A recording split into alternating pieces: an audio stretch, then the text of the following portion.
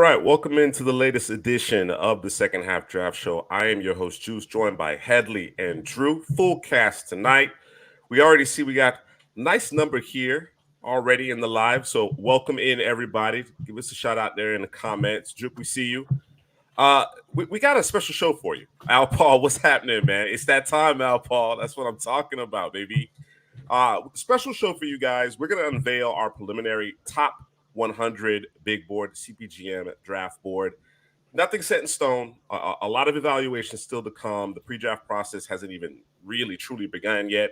But draft season is right around the corner. We got the national championship on Monday, last week of the regular season. So effectively, draft season starts Sunday night, Monday morning. You understand what I'm saying? So looking forward to it. It's going to be our first look at it. We are not, it's a consensus board. I want to make that very clear. It's a consensus board. So we're not in total agreement as it relates to where each player is slotted. And we're going to discuss that a little bit. And then we'll get into our 2-round mock draft. D-Kit, what's happening?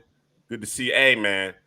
East-West, if they staggered it the way they did historically, I think we would go to both. But in all likelihood, it'll just be the Senior Bowl this year, unfortunately. We might have to send Headley to the Shrine Game, though. We might have to do it that way. You know what I'm saying? Vegas time? Yeah, man. We might have to send Headley to Vegas. You know what I'm saying? So we'll see. We'll see how it ultimately works out. But we'll definitely be on location in Mobile. All right. Drew, I mean, we're going to get into our individual rankings as well. But again, this is our very early preliminary top 100 board here. So let's get into it. All right. Hold on. Before we get in there, real quick. Yes. There you go. You got to throw it off. I got you, bro. All right. Come on. Hey, but you haven't been doing that lately, bro. No, you know what I'm saying? It's part of the show, bro. You gotta let it cook. Let Drew cook, bro. So I might take a hit for this one, but I'm gonna pull it up anyways. You feel me? Because I ain't scared. You know what I'm saying? We're not scared out here, all right? Let's see what Drew has in store. we don't even check with him to see if it's appropriate. Nothing, bro. Nothing, bro. I mean, it's a little inappropriate. You feel me? Left field. You ready? I'm ready. What that is? I know what it is. Y'all know about it? Just don't leave it there, bro. You feel me? Le'Veon? I heard, bro. Man, gotta get that paper. Gotta do what you gotta do, bro. Man. You feel me? All right, we good. Let's hit it. Birds for a mid-first round. Why? So Nash, man, why didn't they do this originally? Why move off of DJ Moore? Why move off of Christian McCaffrey? If you're now going to, I know Carolina Panthers fans are frustrated with David Tepper and the way that this organization has been ran. It just doesn't make any sense. So we'll see about it, Nash. We'll see about it. We haven't even decided on this format. Typically, we'll do head-to-head duels. We'll do a co-op. We haven't even decided. How we're going to do this 2-round mock draft. So we'll see how it goes. All right. Okay. Without further ado, now that we have the Le'Veon Bell OnlyFans, promo out there, let's get into this top 100. All right. And of course, you can see the top 3. Our top 5 is a little. It may not necessarily be what everybody else has out there, but that's okay. This is the unique brand of CPGM. Our top 5 consists of Marvin Harrison Jr., Brock Bowers, Olu Fashanu, Caleb Williams, and I twisted their arms. D-Kit, give me Malik Neighbors. I know Drew and Headley have pounded the table for Rome Odunze. But I was able to twist their arms and get my guy into the top 5. All right.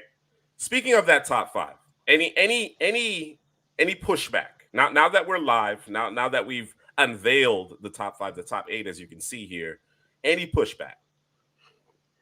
No, I like the top 5. I probably might have pushed Joe Alt in there because I got him so close to Olu Fashanu as the top tackles in the class. Right. Also, Caleb Williams at number 4, maybe push him to maybe 3. The quarterback position, the most important position. He's a talented quarterback there. But that's just nitpicking, man. I like the 6. I like the 6 right there, or 7. I could throw in Rome also. I think those are the 7 best players in the class right there. So I'm not mad at the 7. Just the orders. Maybe Caleb at 3. Maybe Joe Alt at 5. But I love Marvin Harrison Jr. and Brock Bowers 1, 2. I think those 2 guys are the top 2 guys in this class. I know we might get some pushback with the tight end position. the tight end position is a position where it's not as sexy.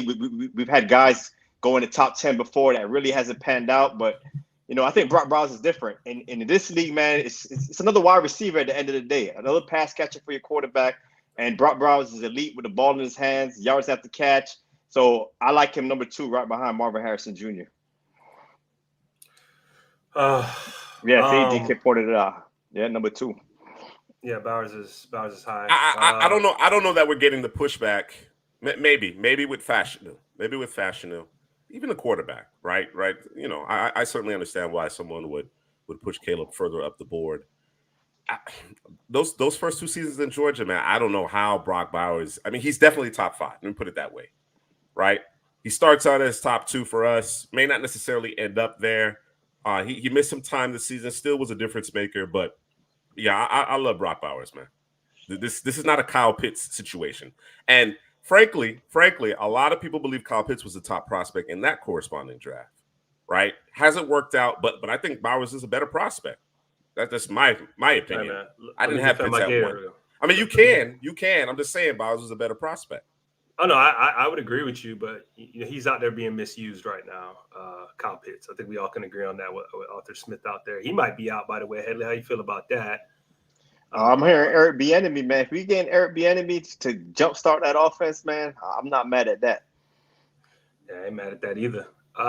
Only pushback I have here, man, is I'd like to see Rome at 5, bro. Rome. You know what I'm saying? Yeah, Rome at 5. But I'm cool with it, man, because him and Neighbors are close. I mean, Rome did his thing in the Sugar Bowl, balled out as per usual. Can I say something real quick before we jump to the next few folks? Yeah, go ahead. We tried to tell y'all about Washington, bro, and nobody wanted to listen. I said it's the best team in the country. They went out there, they did their thing.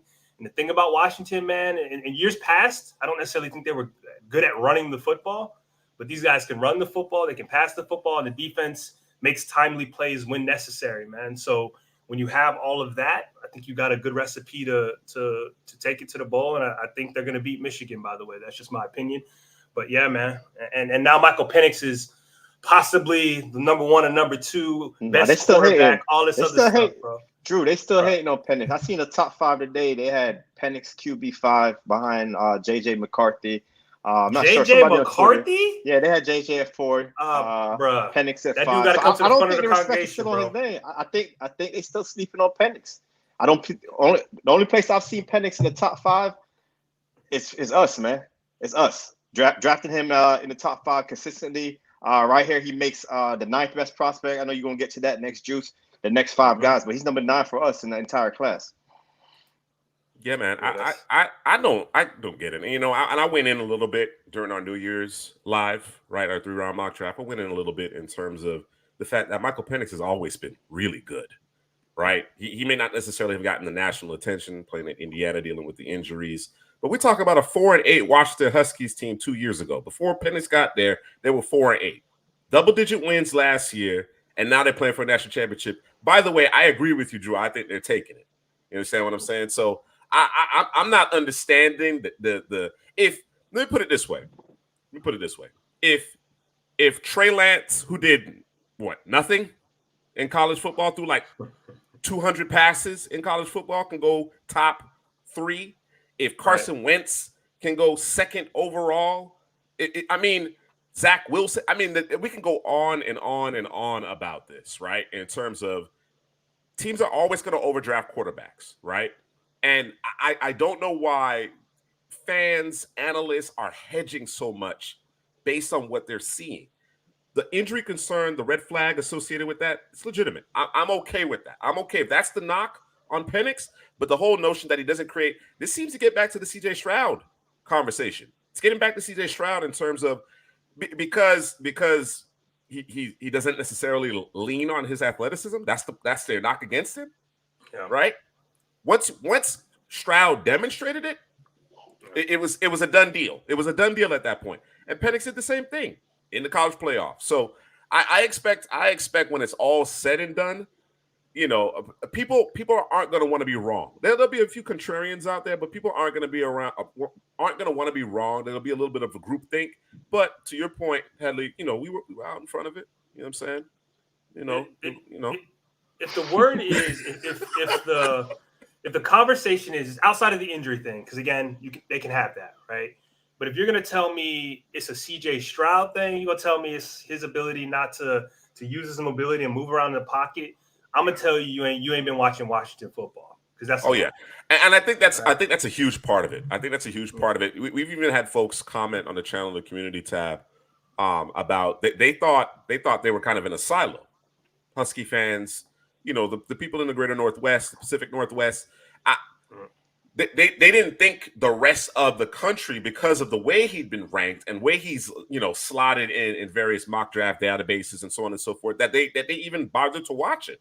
You understand what I'm saying? So, I really believe when he punctuates, because I certainly believe he will, when he punctuates his collegiate career here on Monday, I don't think there's going to be anybody on a national level who doesn't have Penix in their top 5, bro, or at 5. I think the lowest he's going to be is 4 when it's all said and done in terms of those major outlets. He's going to force their hand, and again, nobody wants to be wrong. You understand what I'm saying? So I expect that to change. All right. So Heather, you mentioned Penix at 9, Drake May at 8. Seems like a little bit out of sight, out of mind with Drake May, but certainly. Believe in his ability. Certainly believe in his ability, his upside. Think he's going to be the second quarterback off the board. I know Jaden Daniels is getting the push, and of course, Michael Penix is turning heads, but I still do believe Drake May will be the second quarterback off the board. Latu, that's our first defender, man, and we've been steadfast. We've been steadfast with respect to that. Followed by a few defenders here: Johnny Newton, Trezon Newton, Jared Verse, Dallas Turner, and then we get to Jane Daniels, Troy Fautanu, and Talisa Fuaga round out the top 16. Yeah, that's what we're going to right there. The Troy Fautanu, Drew fought for it, man. It's Drew. That's why he's in our top 15 at number 15. I didn't have him that high, but I went back and watched the tape, man. I say Drew loves this guy. I got to go back and watch his tape some more. I think those games against Oregon, both games against Oregon, really showcased his strengths and really showcase the weakness that he has. Right now, to me, the biggest weakness for Fautanu is the strength. You see Brandon Dorless throw him off base a lot of times. It's that power, that bull rush move. So he needs to get stronger. And let's talk about, is he a tackle? Is he a guard, an inside player? He's a tackle, man. Watching him, it reminded me of when I was watching Isaiah Wynn. And I do believe he has longer arms than Isaiah Wynn. I'm hearing that he's going to have the 34-inch arms. Isaiah's Wynn was under 34 or 33 inches. So he has the arm length, the requisite arm length to play the tackle position, but his movements abilities, his how he moves from side to side, from back, how he does all of that, his pass rushing, his handwork, it all screams tackle to me. The guard, the lack of strength from him, I don't think he'll hold up as guard as good as he would as tackle. I think he'd be okay at guard, but the tackling, the grace that he plays with, the pass rushing, the pass blocking, he handles that really well. So to me, he's a tackle, but 15, I wouldn't have had him this high. I like Fuaga over him. I know what Fuaga is all day, the physicality, the power. I have him over Fautanu, but that's Drew's guy, man. He fought for it. He's number 15. And as far as Latu and those guys, those defenders there, yeah, the pass rushers, man. After the offensive players go, it's going to be those pass rushers with Latu, Dallas Turner, Newton, Verse. And, that's one of our guys, man. We've called a bunch of guys in this class, way back when. I think Penix is one. Malik Neighbors is another one. And Latu, man. We was on Latu from middle of last season, man. Just the hand usage of him, just the technician, man. And, some people talk about his athleticism as well, but on tape, man, it's how he comes off the line, how he uses his hands, how he gets his quarterback.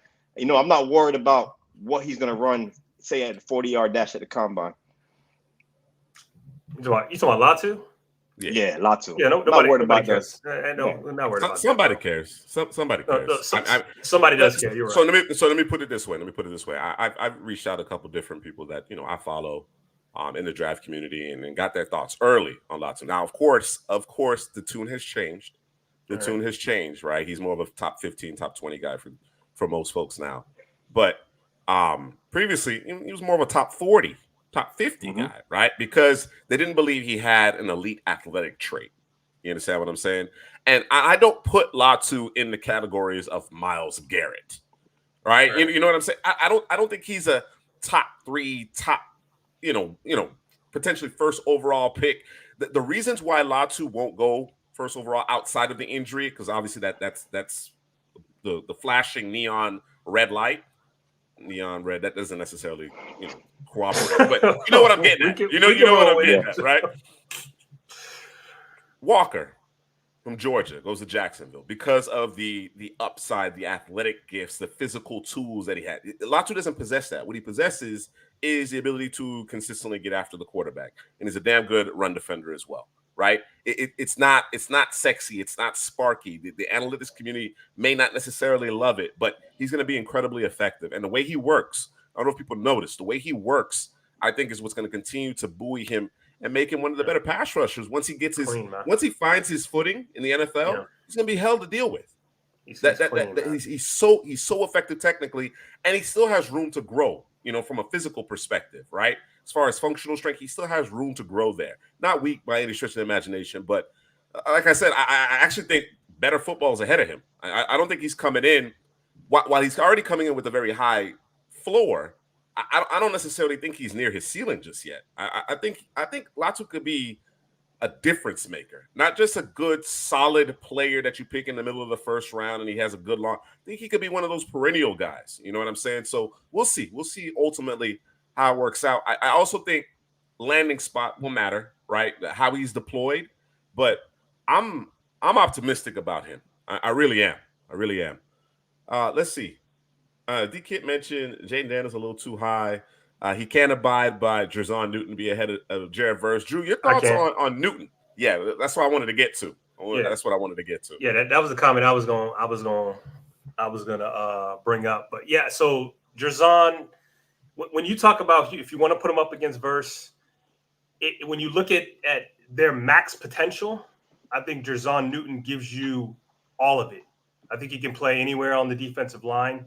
But again, that is, and I know D-Kid's thing is, I don't want to say it loafing, but sometimes he just disappear in games. And when he disappear, Illinois, they didn't look good on defense. Him and my guy Randolph, right?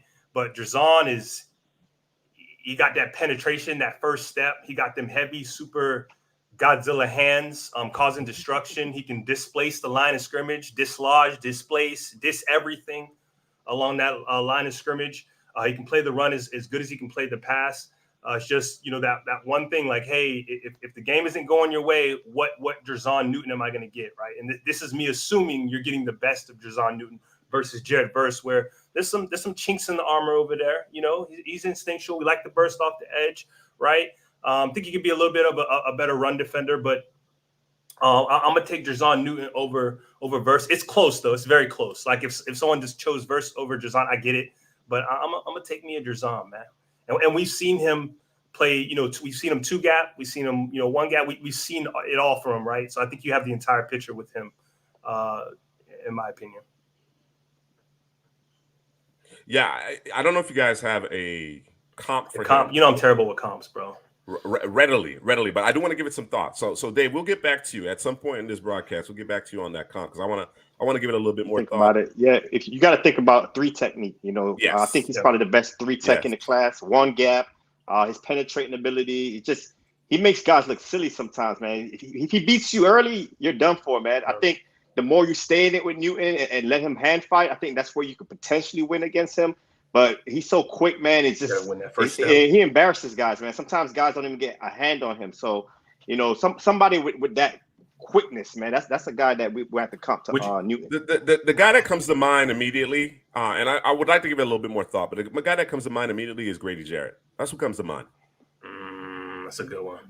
You know what I mean? And Grady has demonstrated that he can play multiple positions along the defensive line, but obviously he's at his best as a 3 technique, and that's what we want to see Johnny Newton. I'm sure there may be a better comp for him, but that's the one that jumps out at me is Grady Jarrett. Yeah, like Joey Nichols say, undersized, explosive. Yep. When you think of that, that's Grady Jarrett all day.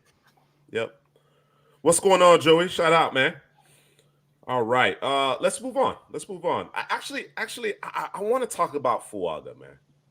I want to talk about Fuaga. I want to buy in. I want to buy in more. I know he has the ability. What am I missing with Fuaga? Because, like I said, I know he can down block. I know he can down block, and then certainly when he gets his hands in you, it's generally a wrap. But I see him, with speed and that bend. Oh, by the way, Joey, as far as Latu being tight, he's working on it. I'm telling you, he's working. He's working. He's going to be much more bendy than I think most people are anticipating when it's all said and done. But what am I missing with Fuaga here, gents? Well, first off, he's dominant in the run game. He's That probably part one I of the know. most dominant That guys part I know. in the run game. In the That part I pass know. game, from a technical standpoint, yeah, he could improve. And But what gave me, more reassurance about him was when they faced off against Latu. Latu, we say he's the best pass rusher in this class, and Latu kind of beat him early, but his ability to kind of like reshuffle, get his feet back, and get back in phase with Latu. The recovery from the pass rush. So that's what really gave me some reassurance with Fuaga when I watched that one-on-one matchup with who we say is the best pass rusher in this class. So I think he could improve the pass game, but run game, man, he's so dominant there, man. He could be a plug and play guy. And if it doesn't work out at tackle, I think he'd be an incredible guard as well. All right. Yeah. I'm going to get back into the tape. I've watched a lot of tape, but I'm going to get back into the tape. I think Fuaga is more of a projection than people are willing to admit, right? I think there's a lot to work with. You know what I'm saying? And as you mentioned, the run game, he's among the best in this class, right? But I think there's just a little bit more of a projection than people are willing to admit at this juncture. But let me go back. Let me go back and double down on this film study. Yeah. Now you're right, Juice. When you watch his pass reps, you see things that he could work on. So I think you're right, absolutely right on that. I think it might be and I'm not putting him in this class because he's a better player than this guy, but it may be the Trevor Penning thing.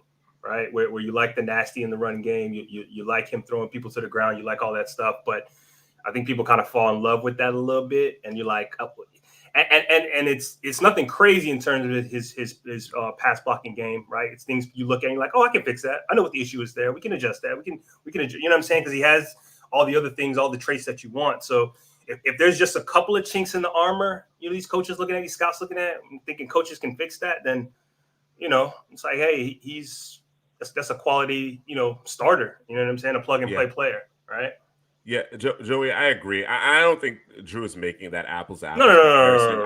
I think he's just kind of referring to the nastiness that D-Kit mentioned and the fact that he's so good in the run game that you might overlook certain things. But Joey, this is exactly what I see on tape. We're in lockstep on here. They just get out of whack. Hands and feet get out of whack. They're not mirrored up. They're not matching often enough for my liking. So I'm gonna get back in there though. I need to look at more reps of him, more reps. But like I said, and it seems that the panel agrees with me here, is that he's a little bit more of a projection than I think people are actually letting on at this juncture. But certainly the traits, the mentality, the run blocking, and the athleticism to play out there on the edge at tackle is all there. All right. Let's get into our next 8 or so. Let's go 8 deep here. We got Chop Robinson moving up on D-Kit's board, Kool-Aid McKinstry, Nate Wiggins, Cooper DeJean, Terrian Arnold. I'm of the mindset that I might move Terrian up a little bit, maybe a little bit. Yeah. Where would you put him? Right here. That's what we hear. Yeah. The talk is that he's better than Kool-Aid, and the tape from last season, you're like, Kool-Aid's cornerback one. And it's kind of like we've seen so much dominance from Kool-Aid the season before, but then you see Terry and Arnold, because he kind of struggled a little bit, Arnold, last season. Then you see him this season, because he's a safety. He's moved from safety to corner. He's new to the corner position, but you just see him getting better and better and better every week, where he had a better season than Kool-Aid this season. Pound for pound, he was the better player at cornerback for Alabama. So now it's the debate. Who is cornerback one? We got these guys all grouped up together. Nate Wiggins probably the best zone corner out of all of them all. Kool-Aid, an excellent man corner. I think Arnold is like a combination of both of them, where he's excellent in man and zone. So that and I think that's versatility. what it does it for me. I think that's what it does it for me is that the versatility he offers. I think it trumps Kool-Aid. I think there are certain traits that Kool-Aid possesses that are superior to Terrion Arnold. But when you talk about scheme versatile as well as playing inside, right? They gave that responsibility to Terrion Arnold. They were the matchup guy was Terrion Arnold, right? When it came to moving in and outside the numbers, Kool-Aid predominantly was on the boundary. So I think I lean that way. I'm a little bit higher on Nate Wiggins than I think most are. Again, maybe be some limitations there from a scheme perspective, but I think his upside is insane. I definitely have Arnold over Cooper DeJean because I think Cooper DeJean is a safety. We have him listed as a safety. I think he is a safety at the next level. I've tried to imagine, okay, if he's in a cover 3, can he play that? I think he's at his best as a safety. And if you're making the case that that's what he's going to be, because I'm hearing different messages there. I'm getting mixed messages there in terms of what he's going to be expected to play at the next level, then you can certainly make a case for him as a top 20 guy. But I'd like to get Arnold into the top 20. That's all. Yeah. Speaking on DeJean it depends on the scheme you're running, right? If you're going to play heavy zone, off-ball coverage, yeah, he could play cornerback. But if you want to play man or be sticky with hit fluidity, he's not that guy. So it all depends on what team drafts him, what a coach sees, where they want to put him in their scheme. But to me, safety, man, that click and close ability, how he tracks the football. Once he gets hands on the football, he could go 6. He's just so athletic. I just wouldn't want to pigeonhole him at outside corner because I think he could do a lot more than that on the defense. I hear you. All right, let's continue on. D-Kid indicates that Mary Smith should be over J.C. Latham. I don't necessarily disagree with him. What are your thoughts there? Real quick, I'm just answer this question about it. Sure. If you play for Alabama, you got to tackle if you're playing corner. There's no question. Oh, yeah, for sure. You will not play for him. Nick Saban don't care how good you can cover. Yeah. If you can't tackle, both those guys can tackle. Arnold's an excellent tackler and Kool-Aid. Kool-Aid. Both those guys can tackle. I think Arnold's better at the moment of truth than Kool-Aid. Yeah, Kool-Aid. I don't disagree. Yeah. Yeah, speaking on Mims, I agree with this, Nash. I agree with that. That's why I think he's a safety. Yep. He's a safety, and he's your nickel. Like a Chauncey Gardner-Johnson type. Yeah. Who's that? Are you talking about DeJean? Yeah, they're not a comp at all, but just the position that they can be playing on the field. Yeah, they can come down and guard the nickel. They'll play it a little bit differently, but it might result in the same. The results may be the same, if that makes sense. Yeah. As far as Latham and Mims, I think Latham is you just see it more with Latham. Sure. Mims is never really on the field, and even when he's healthy, they're rotating him in and out of the lineup. Titan Man said it. Titan Man 9000 said it here. When available. Yeah, when available. Yeah, when available. You see more Latham, the power, the strength. Yeah, Latham has some foot speed issues, sliding, but for a big guy for his size, I think he does it well. But Mims is the athlete. He's big, he's strong, he's fast, he gets to the second level. So he has probably more potential than Latham. But Latham, man, availability is the best ability sometimes, and he's always out there on the field for Bama. And Latham, it might end up for him either he's going to go really high or he may drop a little bit because I think might be a scheme specific thing for him, right? So, but Mims is kind of just roll the dice, bro. Who knows, right? Good luck. Oh, there go Dave. Yeah, man. He said, how much you grade the evaluation of the school, man? You never want to grade the helmet. Yeah, don't scout. You got to grade. So this is what I do. I don't necessarily, not necessarily. I don't. What do they say? I don't scout the school, right? The helmet, as they call it. But it's in the back of my mind somewhere. Yeah. It lingers in Drew's head. It lingers a little bit. Especially scheme, though. You could grade the scheme that the school plays and how it projects to the next level. I grade coaching, right? If at a particular university they have position coaches or coordinator or a head coach that seems to churn out quality players at the NFL level, regardless of where they land, because what people don't seem to always grasp, I'm not accusing our audience of this. Our audience certainly understands this, is that not everybody goes to the NFL and gets quality coaching, right? We talk about this a lot when it comes to the quarterback, but But across the board, any of the positions on the field, even at the NFL level, those players still need coaching. They still need development. You know what I mean? It makes a difference at every position. So I will put a little, cachet into the university if there's a coaching staff there or a position coaches, an individual coach, whatever the case may be, that has a track record with a particular position or position group. You know what I'm saying? Because I recognize, and I've seen it over time, those guys are coached up. Those guys understand from a technical standpoint, their football IQ is higher. They are coachable. All those things I will take into consideration. It's not just flatly the university, though. It's a little bit more granular than that. Yeah, absolutely. What happened to this man? What happened to that? What is it? What's that song? What happened to that boy? What happened to that boy? That's when you look at potential and what you could potentially mold a guy on. It's tape, especially at the O-line position. Yeah, especially at the O-line position. Tape over potential. Mm-hmm. Yeah, that could hurt you. Yeah, I think we've all been burned. I think we've all been burned. Really putting our stock into the potential and those flashes, especially at the offensive line, along the offensive line, and not prioritizing the technique, the proven commodities with respect to that. They may not necessarily be as sexy or have the elite athleticism or the 35-inch arms or whatever the case may be. But certainly it's been something that we have actively, we resist. You have to kind of resist it because it's mouth-watering. Pause. You know what I'm saying? When you talk about a guy who has that really, really high ceiling, you know what I mean? And they have all the desirable traits at a particular position, at the tackle, guard, whatever the case may be. But, it doesn't necessarily always translate. And, of course, landing spot matters because you don't always get great coaching as well, right? To mold those players. So if you're trying to eliminate, or mitigate risk, you tend to, or at least we do, we tend to favor the guys who a little bit more technically sound, a little bit more technically developed. All right. Last guy here in the top 24, Brandon Dorlus. We put our money where our mouth is, man. Right? We've consistently taken Dorlus in the first round of our mock drafts because we think that highly of him. We absolutely do. You know what I mean? And like I said, I want to give Headley credit because Headley, peaked a couple seasons ago.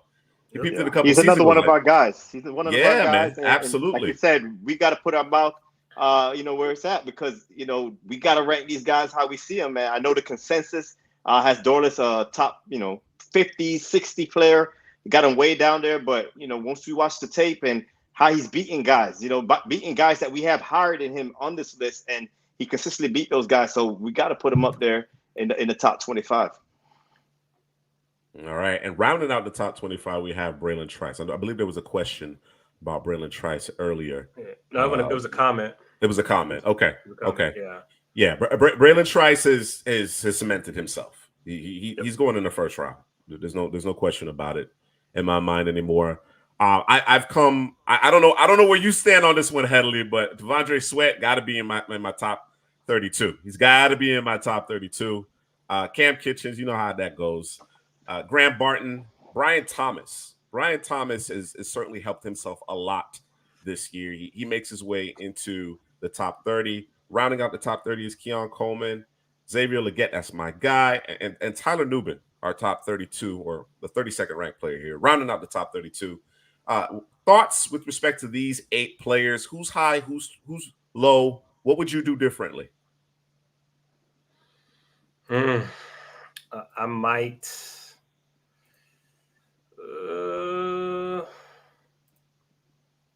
Let me think through it. I like where Thomas is in front of Coleman. That is for sure. Joey. I think the consensus outside of Couch Potato General Manager is he's still relatively under the radar. Now that may change if he does end up going to Mobile. Yeah, if he goes to Mobile and goes to the Combine, it's a wrap. Yeah. I think all bets are off at that point. But certainly, currently, I think he's still somewhat off the radar. I think this is good, bro. I like the 8. I like the 8. I think the big one, like you said, Devondre Sweat. I like him, man, because to me, when you talk about technically savvy, in the edge position, we're talking about Latu, how he uses his hands, right? Sweat is like that on the inside, 360 pounds, but has elite hands to swat defenders' hands away. and rush the passer. You know, I know he doesn't get a lot of credit for rushing the passer. He's more of a run stopper, but he creates that pressure. You know, he might not get to the quarterback, but he'll take him off his spot, make the edges get the quarterback. But yeah, man, 26, I can't argue it, man. To me, he's one of the top, 32 best players in this class. It's just I'm not sure if he's going to get drafted in the first round because of, maybe he's just a 2-down player at the next level versus second down and can't affect the passer consistently. So to answer this question, it depends on what you're looking for. Overall, I would take Sweat easily. But Murphy, to me, is probably a 3 technique. And he is hard to move once he gets going. So it just depends on what you're looking for from that D-tackle position for me. But I like both players. D-Kit, you want BB and Zach Zinter, don't you? Those are the guards you want, huh? On the inside. Yeah, the Giants need help on the inside. They do. Mm-hmm. Yeah. I tend to agree with you, Dave. I'm not sure he gets down to 330. He might be a robust 345. I think I'll take that, though. I don't think he can play at 360. No, he needs to be at 345 so we can get at least a decent number of snaps out of him. Because Karen hurt his pass rush, man. You hurt his pass rush if you get to 360. Now you're really talking about a 2-down player, I think. Right? Dex is different. Dex is different, bro. Dex is different, bro. If Sweat ends up like Dex, oh my goodness. Yeah, you got a monster on your hands. Oh my goodness, man. And like he's not Sweat's not the athlete Jordan Davis is, but I said some craziness, I don't know, maybe a month ago. You did. Man. About 3 weeks. I'm not as high on Jordan Davis as everybody else. I'm not. He's big. He's fast. He's an incredible athlete. I just don't see the upside. Again, we talk about the traits and getting excited about a player and what they could become. You know what I'm saying? I'm not seeing it. Not seeing it. Yeah. And I remember a while back. This is at least a year now, maybe plus. A while back, I did a poll on our community tab, and I had Derek Brown in there from Carolina, and everybody was just like, Derek Brown is like, nothing compared to Jordan Davis. I'm like, what? Nah, Derek Brown's a beast. Bruh, come on, man. It's just a position that's kind of hard to grade because of the counting numbers. They're not getting all the sacks. They're not getting all the tackles, but how they affect the game, if they could take 2 guys and the linebackers could rack up the tackle, get those guards and centers off of your linebacker, you done your job right there in the run game. You did your job right there. So you don't have to put up big stats at interior defensive line to affect the game. And that's what Sweat's going to do day one. You plug him in there. If your team had any struggles against run defense, the Chargers, the Seahawks, any struggle, you plug him in right there, and it fixes it automatically. Your linebacker might go to the Pro Bowl because of what he does for everybody else around him. Yeah, and that's my point, right? You're right. You're right. It's interior defensive lineman. There's it's a new shiny toy associated with Jordan Davis at that time compared to Derek Brown. Carolina obviously going through their struggles, whatever the case may be, but. Yeah, I've yet to see it from Jordan Davis. I've yet to see it. I hope he puts it together, right? Because he and Jalen Carter are supposed to form the duos of duos in the interior of that defensive line. We're talking Stroud and Henderson. You know what I'm saying? That's the kind of impact that we're looking for. So we shall see.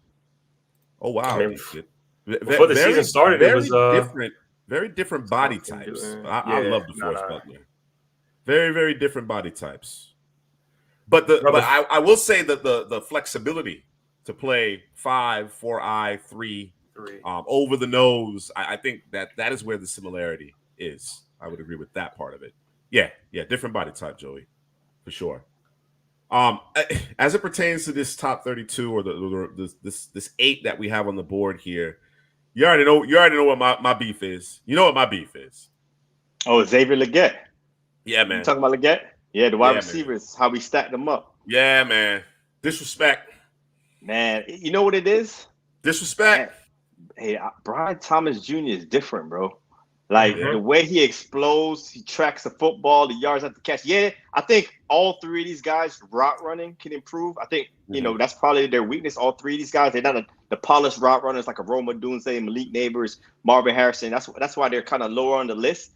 But the athletic traits from Brian Thomas, Keon Coleman, and Xavier Legette is excellent. And Legette only did it for all these guys are kind of like Brian was 2 guys. No. These guys Brian are all was 2. Thomas did 2 seasons. Yeah, 2 seasons for seasons. Thomas. Keon had one big year, and Legette had the one big year too. I don't even have a problem with Brian Thomas over Legette. I have a problem with Keon Coleman. Yeah, it's Keon Coleman, bro. No, don't do that. Look behind you, bro. Look behind you. That you Vice coming up. Don't do that, man. I think Keon Coleman is top 40, bro. I don't think he's top 30. I think he's top 40. I think he's between 32 and 40. That's where I have him. I have Legette before Keon Coleman, right? And we talked about it. We talked about which receiver of the two, which and they have their shortcomings, right? We know what their weaknesses are. But we talked about, based on their skill set, based on what they've demonstrated, who's likely to be the alpha in a receiver room? Who's more likely? We all agreed to Xavier Legette. We all agreed. Yeah. And that's the reason why I can't put Keon Coleman over him. I think Coleman has a higher floor, though. I think Coleman has a higher floor. I think he could be a wide receiver, plug and play, red zone threat. I hear you. I hear you from that perspective. I do. Yeah, Legette got that star power, though, bro. He does. If he puts it together, because again, like you said, it's 1 year worth of production. Keon Coleman actually has more production over the course of his career compared to Xavier Legette. They both are very good with the ball. Legette has that juice. You know what I'm saying? I think when we talk about size speed combinations, we tend to focus on the deep ball. I think Legette makes plays at every level. You know what I'm saying? I think there's a looseness in the hips. He can get in and out of his breaks. Again, still polishing that needs to happen, but he didn't disappear like your guy Keon Coleman did at times, right? Even in those tightly contested games, because I know FSU blew out a lot of teams this year. Even in those tightly contested games, there were some games where he just and you know what's bugging me? What's bugging me is that contested catch percentage is really bugging me with Keon Coleman. It's low. 30% is not good enough. Basketball background, you're supposed to be the guy that plays above the rim. That's not working for me. That's not working for me because he's not going to route guys up. He's not going to separate like that at the next level. So you got to make the contested catches. Of course, Roma Dunze contested catch percentage is like 70%. It's ridiculous. It's ridiculous, bro. Absolutely. All right. Moving right along here. 33 through 40. Kamari Lassiter, Troy Franklin, Leonard Taylor, Enos Rakestraw. Rakestraw, a big climber here recently for us here at CPGM. Tez Walker, Jordan Morgan, Josh Noonan, and Adonai Mitchell. Thoughts here in this group? So scroll up real quick. I just want to see something with the other corners real quick. I just want to make sure I ain't missing out with the other corners real quick. Oh, you mean up here? Yeah, all the way. We had all four of them together. Yeah. Okay. Kool-Aid, Nate against Cooper, Terry on. They're bunched up. So this would be like our quarterback five. Five. These guys right here. With Lassiter, Rakestraw, Josh Newton. I like all three of those corners. I recently watched tape on Rakestraw, went back to watch tape on Lassiter. I love both of those guys, the intensity that they play with. The alpha, the short memory as a corner, the swag is just there in your face. Even Josh Newton, all three of those guys actually has that. They'll come up and hit. They'll tackle. I love all three of those corners right there. As far as the receivers go, Troy Franklin, Adonai Mitchell, and Tez Walker, they remind me of each other a lot, especially Troy Franklin and Tez Walker, man, because those guys, they're even, they're leaving, they beat you deep, they stack you. The in-breaking routes, they're excellent at that. Tez Walker, if he's coming across a slant, a post, he's going to separate, man. They got like long legs. It's like one of their steps is like 3 steps, and they can separate really easily. And Adonai Mitchell is just a 50-50, go get it, over the top. I think he has underrated route running ability as well. We've got him ranked over his teammate Xavier Worthy. He's the bigger, more short-handed receiver. I think he could be a beast at the next level also. So these corners and receivers at this tier, man, these guys are excellent, man. It just shows how deep the wide receiver class is, and even the cornerback class. I know the cornerback class is not getting a lot of love at the top because they don't really have that top, that Sauce Gardner, that Champ Bailey, none of those guys. But there's a lot Champ of really Bailey, good bro. corners. Yeah, I went way Really, back, bro? right? Okay, all right, bro. I went. All right, That's the bro. top. Yeah, I went way back. DK, real quick, my bad, bro. I should have fought for Quinn and Mitchell. That's on me, bro. Quignon. To get it, yeah, to get him Quinn. I'm sorry, to get in front of Enos Rakestraw. That's on me, bro. Because my man got a bunch of pass deflections. Yeah, he's got a lot of pass deflection. He gets his hands on the ball. He don't turn the football over much in terms of his college football career, as far as I can see. Yeah, But 5 he gets picks his hands last on the year, I ball think. a lot. Mitchell. Hey, Yeah, man, he had Mitchell. one this year. We're gonna have to coin this sweet potato pod, bro. We're gonna have to coin this, man. Sweet potato Yeah, pie. what's going on, man? You right on time, man. The mock draft hasn't even started yet, man. You're right on time, man. Yeah, we haven't ruined anything yet. Don't worry about it.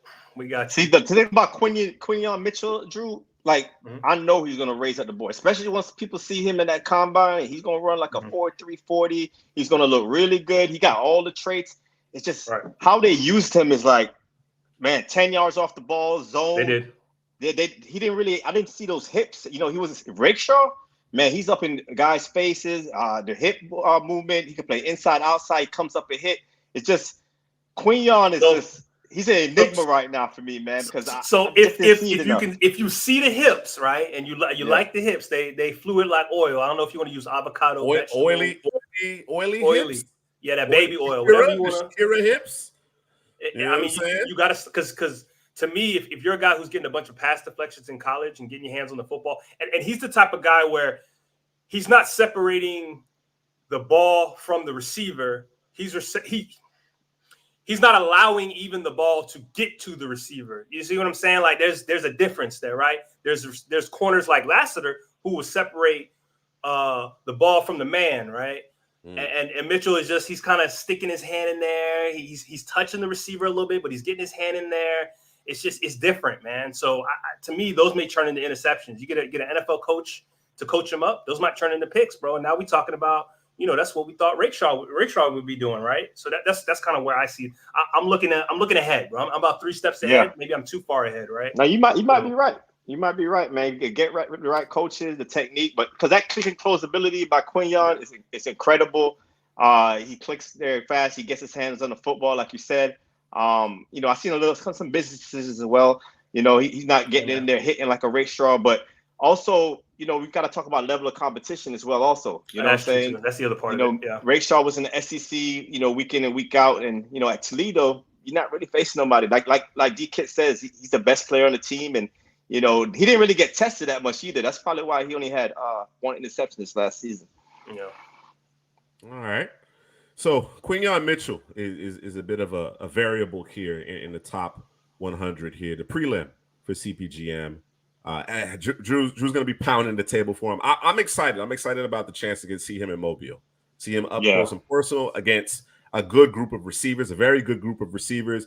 It's going to give us a little bit more to work with, right, to make a final determination on Mitchell. But from a traits perspective, yeah, he has all that easily.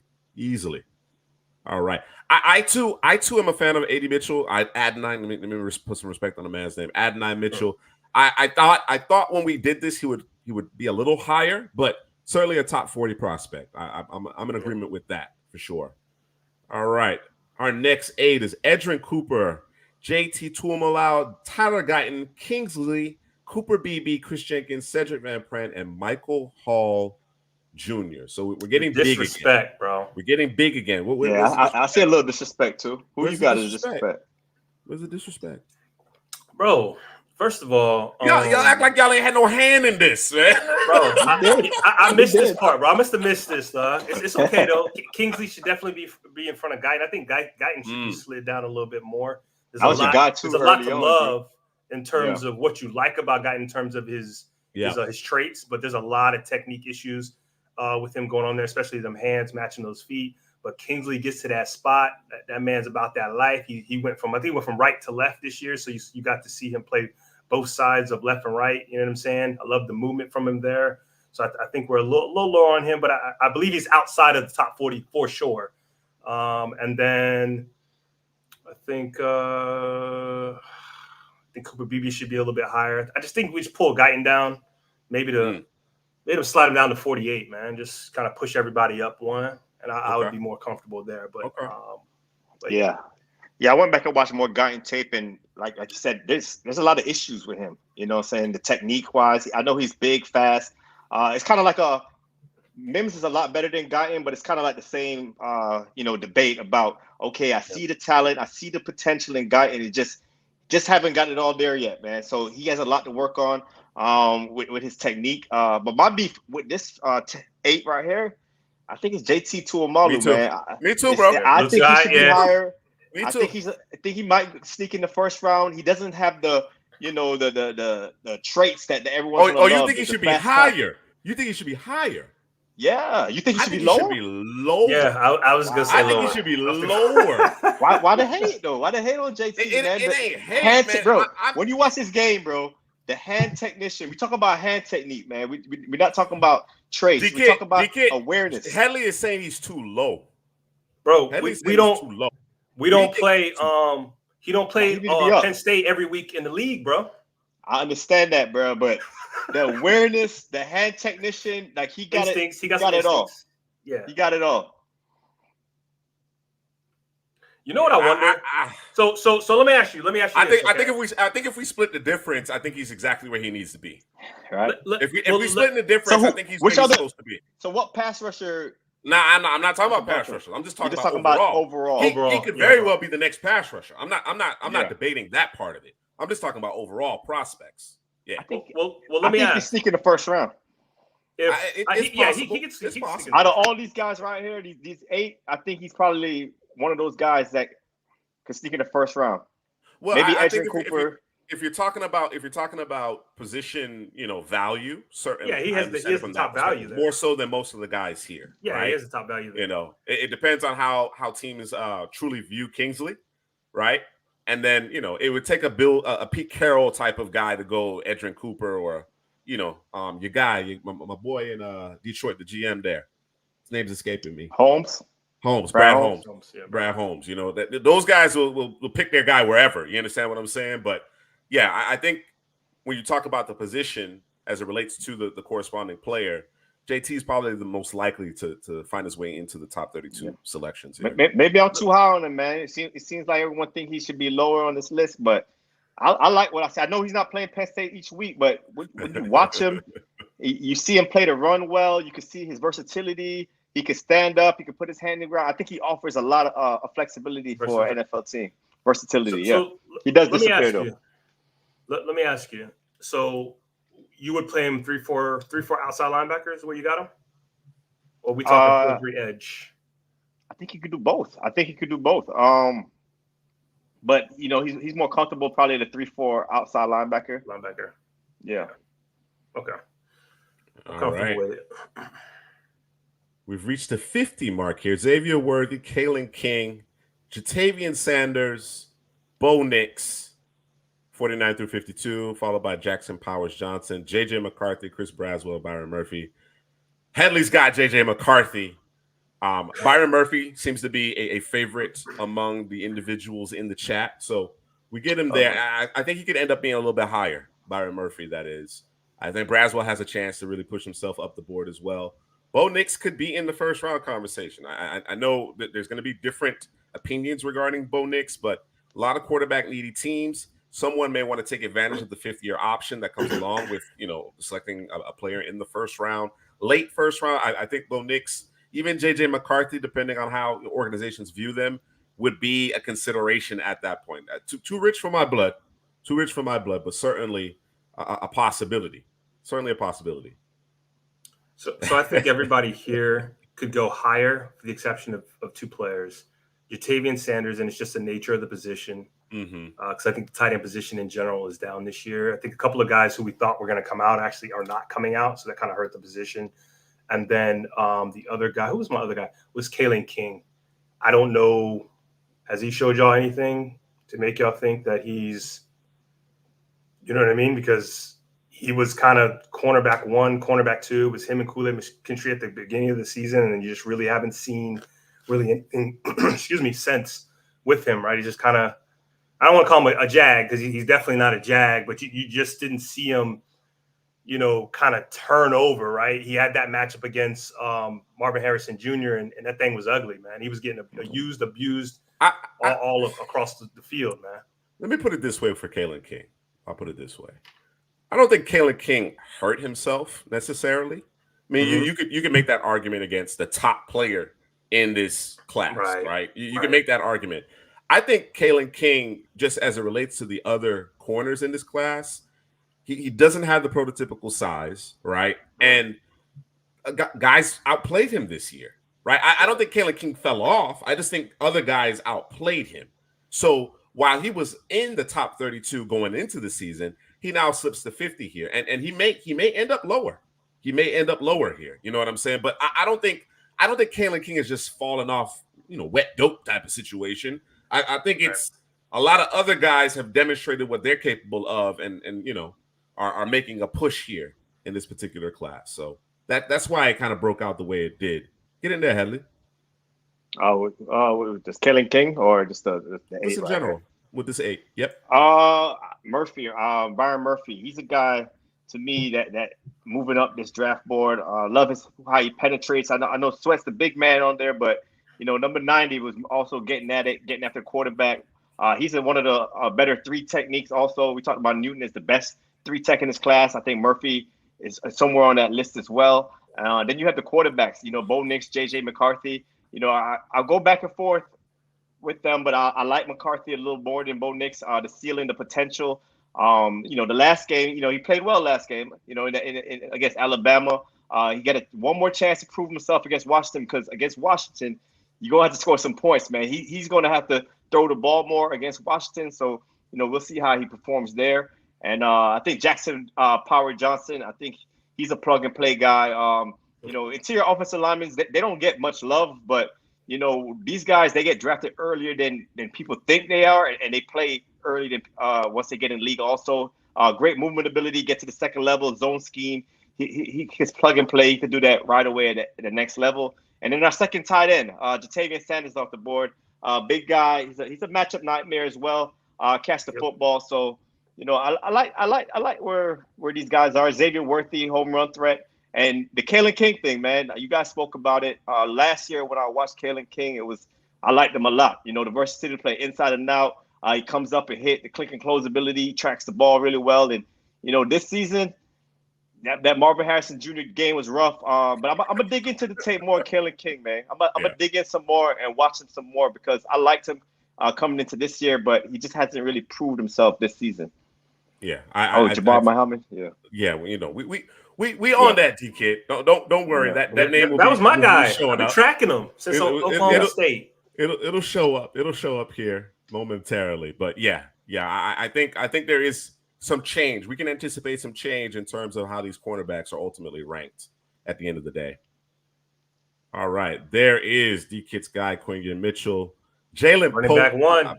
I've been a real high on Pope for a long time here. Kalen Carson, Jonathan Brooks declared. Check out the video on the channel. Patrick Paul, Travion Henderson, Jeremiah Trotter, Peyton Wilson, 57 through 64. It gets squirrely at this point, right? These rankings get squirrely. As I mentioned at the top, we have individual rankings that we're continuing to work on. There's a lot of volatility. This is averages kind of breaking out. And again, very early still in the draft evaluation process. So everything here is subject to change, except at the very top, right? Like I don't think number 1 is changing in this particular top 100 board, but certainly a lot of volatility here. Who's your favorite player among this group here, Headley? Man, I like Jordan. I like Jonathan Brooks, the running back. You put me on him, Juice. I think he's excellent. Just got to come off that injury. It's a knee injury, right? It was a knee injury for him. I think so. I think he's RB1 over him and Travion Henderson. I think they're fighting for the RB1. Quinion Mitchell, we spoke about him earlier, has a lot of talent, a lot of skill. And those linebackers, Trotter, tackle machine, really good instincts. And I like Peyton Wilson, man. I know there's an injury concern with him, but it's something about him that's just exciting. He sideline to sideline, triggers downhill really quickly. So I think Peyton Wilson might be, him and Brooks, probably two of my favorites in this 8, man. And Jalen Pope, man, we know what he's going to do at the next level already. He's going to stretch the defense, get vertically, catch those 50-50 balls. So, but I like Peyton Wilson, ACL. Jonathan Brooks. Yeah, It's it an was the ACL. ACL. But he got I guess he got the AP regenerative ability because He they're ready to talking go. about Go be ready to go. he They ready to showed it. go. Yeah. You declaring after you tear your ACL in November, Yeah. that That's wild. something different. We got something different going on there. Kendra Miller or Brooks? Kendra Miller or Brooks? Y'all ready to get into this? Who you got, Drew? Because we loved Kendra Miller last season.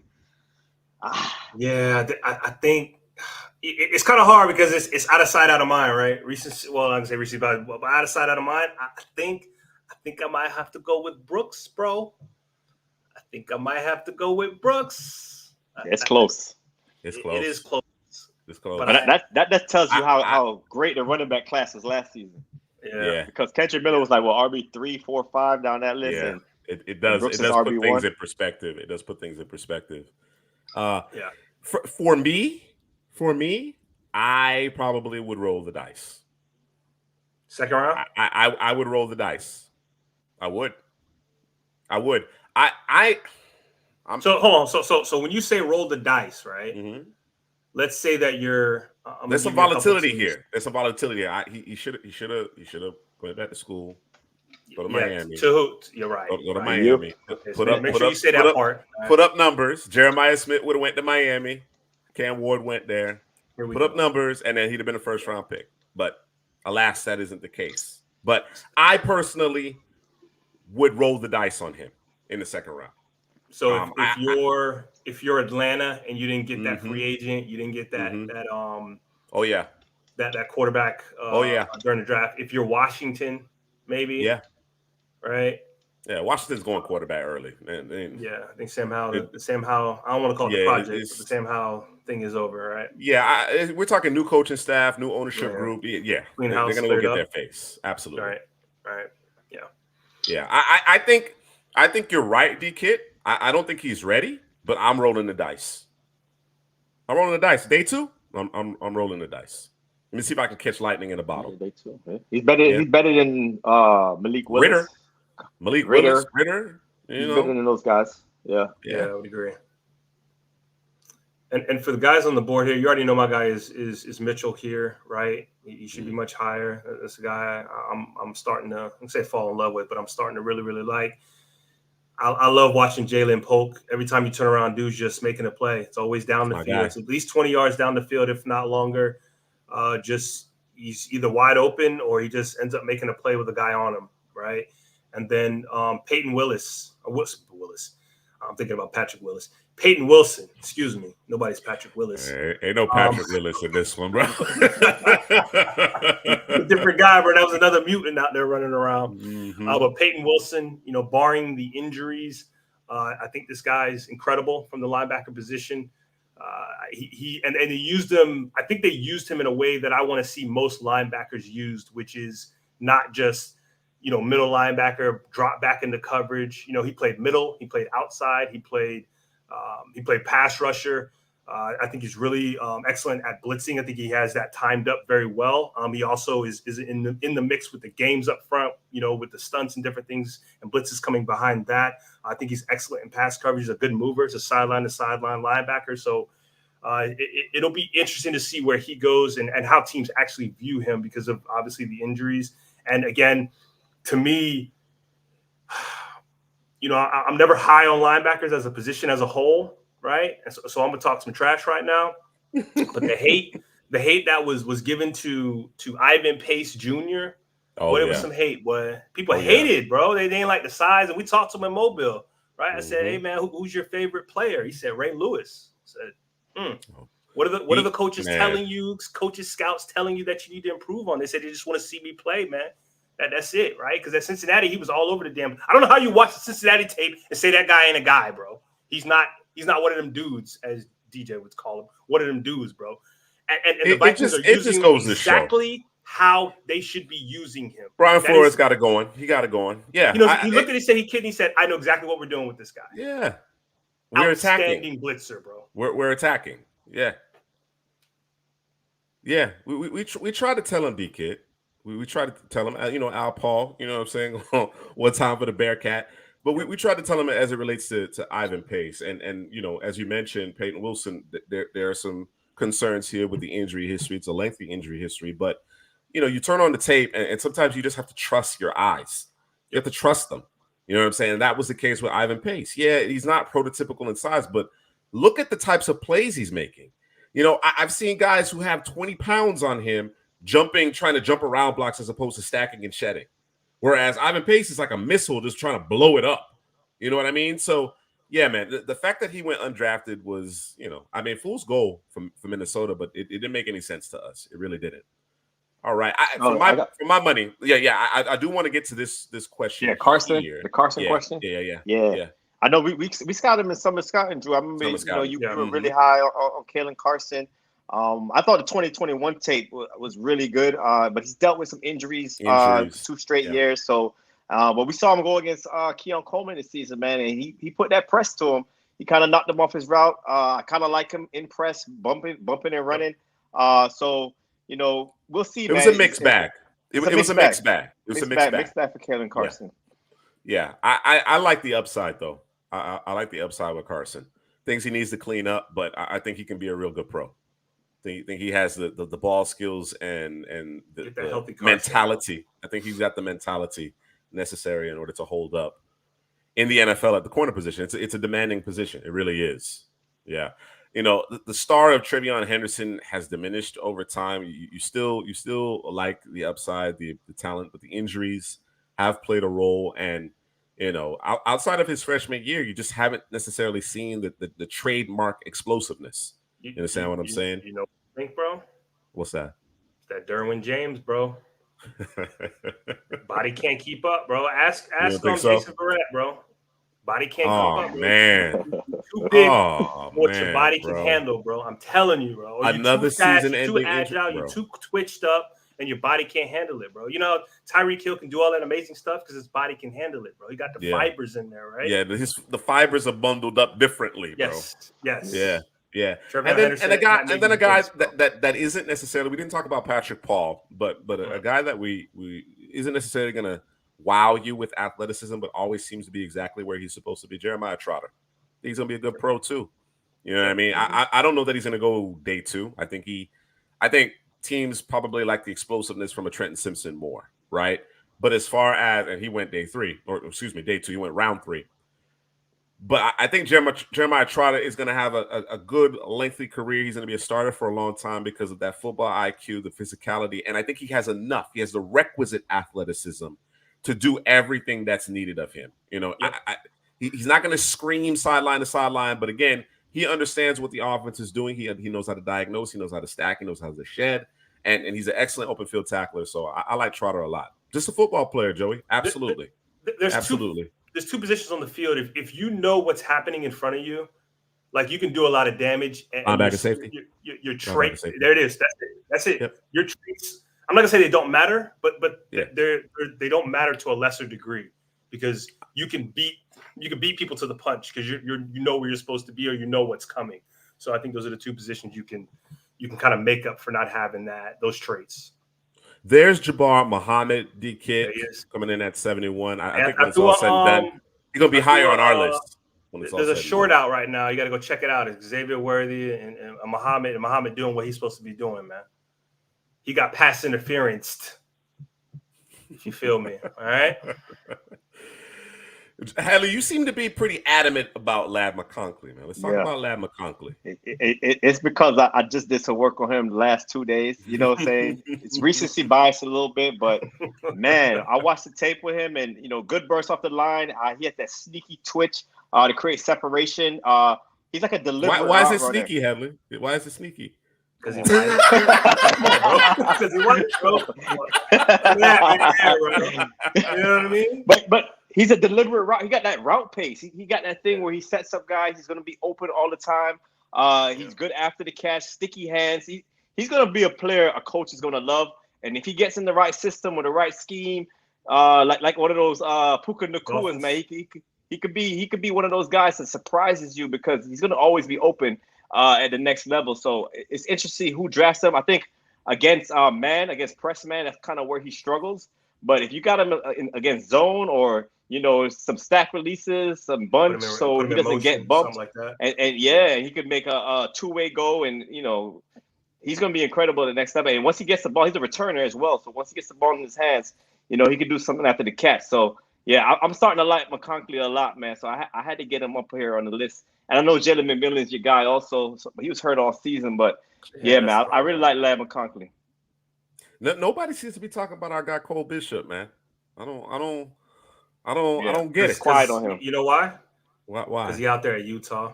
Oh, Utah, right? Provo. Yeah, is it Utah. Provo? Is it Salt Lake? I think it's Salt Lake. I think it's Salt Lake. Yeah, BYU's at Provo, I think. Anyway.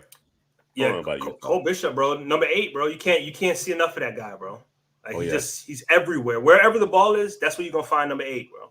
I think it's gonna be a player that we're probably higher on than most. Yeah. Than most. I think that's another one. I think we're earlier on Jabbar Muhammad than most of the East Coast of the country. I think the West Coast, maybe Texas, the football fans in the state of Texas, Oklahoma area, maybe more familiar with him. But having played at Washington, sometimes, Pac-12 after dark, out of sight, out of mind. We've seen it on some of the mock draft databases and being way, way, way down the list, whatever the case may be. The film says otherwise. It states otherwise. And like I said, I think he'll be moving up. Jonah Ellis, D-Kid, he probably will be moving up as well. Again, those Utah players not necessarily getting the same love, same exposure that some of these other players have gotten to this point. Drew, let's talk about your guy, Mason Smith, man. It was a rough season for LSU defensively. Obviously, there's always a ton of talent on those LSU teams, but Mason Smith in particular got him at 68. What do you think? What do you think the future holds for Mason Smith? Depends on what Mason Smith you're getting, man. That's really what this comes down to. Because if we're talking about that Mason Smith with the first step quickness, the devastation, the heavy hands, like he's kind of the total package there in the middle, right? And I think he can play a couple of different positions in the interior of the D line. So I think he kind of gives you that versatility. But it depends on what Mason Smith you get. I don't know if he was injured this season. I know he was. He missed all of last season. I think he played about 12 plays of last year. Yeah. Right. Yeah. He was coming off the injury. So I don't know, man. It's kind of a mystery. And that defense is so bad. It's like, it's kind of hard to gauge, right? Because you could do anything versus them. So I don't know, man. I'm really disappointed. I don't know. I didn't think the defense was going to be. I thought it was going to be it's probably about a C+ for them. Man, them boys was an F, bro. All around that. You know what I'm saying? So, yeah, I'm not sure, man, to be honest with you. I'm really not sure, but maybe somebody can turn it around for Mason Smith. Mr. Prasky, he's a day 2 guy for me. And I'm bullish. I'm bullish. I know he's not ready to play just yet, but Seattle might be a great place. Exactly. That might be a place where he ends up, actually. Yeah. I think once McCarthy and Nix come off the board, you need to be on the phones to ensure that you can acquire Cam Ward. So somebody's going to roll the dice on him, bro. If the Desmond Ridders of the world, and he's going to the East-West Shrine Games, so he's got an opportunity to really perform in front of scouts and NFL personnel. If the Desmond Ridders of the world can go second round and Malik Willis third round, whatever the case, there's no reason why Cam Ward isn't right there in the thick of things on day 2. So again, he's a bit raw. He's got some work to do. Ball security issues, but the talent is there, man. It's there in spades. Chris Jenkins, he was in the 40s, I think. Yeah, something in 40s. Yeah, I believe so. 46. 46. Yeah, big on Chris Jenkins over here. All right, let's go to the next set here. We got Javon Bullard, Chris Abrams-Drain, TJ Tampa, Kieran. Forgive me, I'm not prepared to pronounce his last name. Our offensive tackle from Yale, Braylon Allen, who I think is gotten the short end of the stick now that Wisconsin has changed their offense. Zach Zinter, to your point, D-Kit, he goes much higher if he's healthy. Tommy Eichenberg and Max Melton. That's D-Kit's guy there out of Rutgers as well. Who do you like? Who's too high? Who's too low? What do you think here, Drew? Bro, TJ Tampa might be higher, bro. I saw some tape. This might be the best tackling corner in the country. Oh, yeah. Nah, he is. Bro, I'm talking about one-handed dragging folks to the ground. So, like, he be out of position. I'm like, there's no way he makes his tackle. It's crazy, bro. And I think he has good click and close. Yeah, I'm gonna have to shuffle these corners. I'm gonna have to take a strong look at these corners, bro. My corners might be looking crazy, bro. They might be looking crazy. I think he's Quinyon low. He 1, should be up in TJ the Tampa 2. That's how you're gonna be. It's gonna be Quinyon and TJ Tampa for you, man. But yeah, TJ Tampa. No, he is probably the best tackling corner, man. He hits. He comes up. When he puts his hands on you, he's physical. The biggest issue with him is hip flexibility, man. He's not as shifty in his hips. He's stiff. He's stiff out there. So he's a guy that you got to find the right system, got to find the right coach for him, and just let him lock up man-to-man press corner, man. He could do that all day. A guy, my guy here is Tommy Eichenberg. Big on Eichenberg for a while. It's just very refreshing to watch a guy stack and shed. It's a lost art there in the NFL. Bit of a throwback, man. Yeah. Nose for the ball carrier. I think he's fluid in short zone. And he's not a banger per se, but he gets the ball carrier on the floor. He's not gonna come up and hit somebody hard. As long as you make the tackle, I think he can get a little stronger. But he's very patient, and his eyes always leads him to the football. He's always in the right place, and he makes the play. So I'm high on Tommy Eichenberg. Running back from Louisville. I think he's gonna be a riser. Jordan. Yeah. Jawar Jordan, right? Something like that. Is he going Jawar to the Jordan. Shrine game? It's a Shrine game that he's going to. Yeah, I thought I saw something with him. Okay. I think he's gonna be a riser. He didn't make our top 100 this time around. We'll see. We'll see. In Damn, about, bro, you couldn't let it play out, bro. No, I ain't let it play out. Come on, man. I wanted to. James asked a very specific question, so I want to address James's question. Or his. Him and his teammate James Thrash. I think Thrash is a pretty good receiver. Also, I think those two guys from Louisville, they kind of were the offense last season, and I think they'd be risers, man. Once people get to see him in the Senior Bowl, the Shrine game, I think Thrash is at the Senior Bowl and Jordan's at the Shrine. That's what I believe. Yeah, coming into this season, I had Braylon Allen as my top running back. Me too.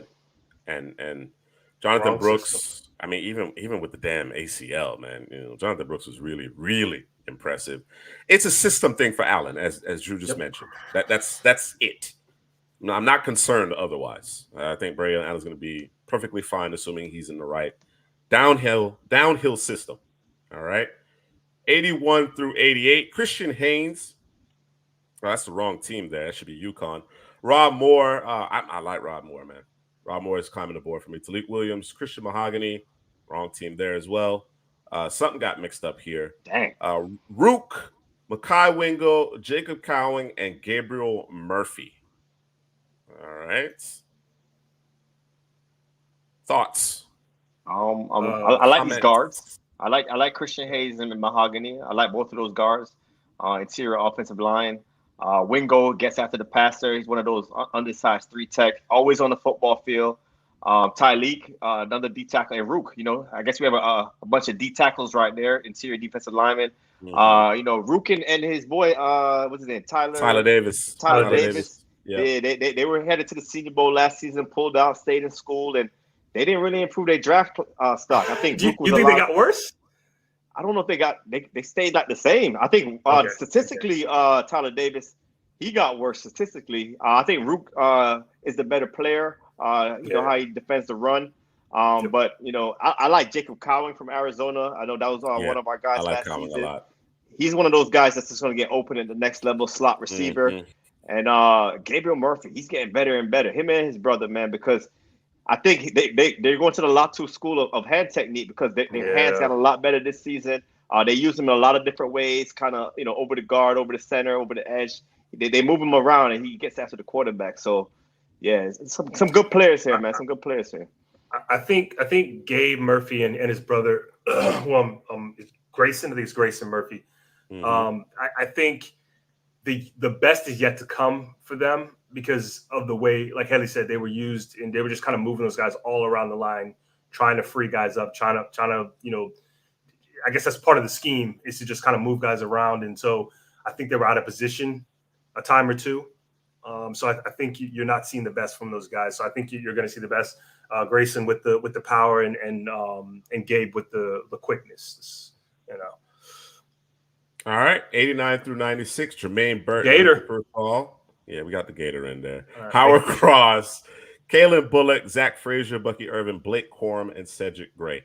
I know people are going to knock Blake Corum for his size. I don't think Blake Corum is small. He's just short. Nice compact. Yeah, Compact. that's That's it. small, bro. You're just short, man. That's You know what I it. mean? I know there's been a lot of carries over the last couple of seasons. They actually lightened his load this year. A lot, Year bro. before. Yeah. I think Blake Corum is Bucky Irvin. Those are perfect complements. Perfect pairs to a duo or in a committee. I think those are going to be excellent football players at the next level. I like Cedric Gray a lot. There may be some concerns in terms of his pass defense, his pass coverage. And certainly that's going to be exposed if it remains an issue. But Cedric Gray is a kind of a lunch pail, hard hat type of guy that I like out of UNC as well here. Who's your favorite player among this group here, Headley? 3 players stand out for me. Blake Corum, he's nice, so I'm not gonna mention him. But Howard Cross from Notre Dame stands out. It actually looks like Joey's mentioning that Howard is going back to school. Okay, so let's take him off the board. Yeah, we'll have to adjust. The other 2 guys, Kalen Bullock and Bucky Irvin.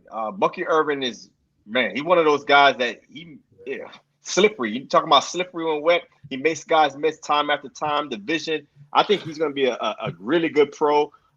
Committee back. You're going to have to put him in a committee. Doesn't have the size, but he's really nice. And Kalen Bullock is a guy to talk about because, he has issues tackling. We dubbed him. What number that was again, Drew?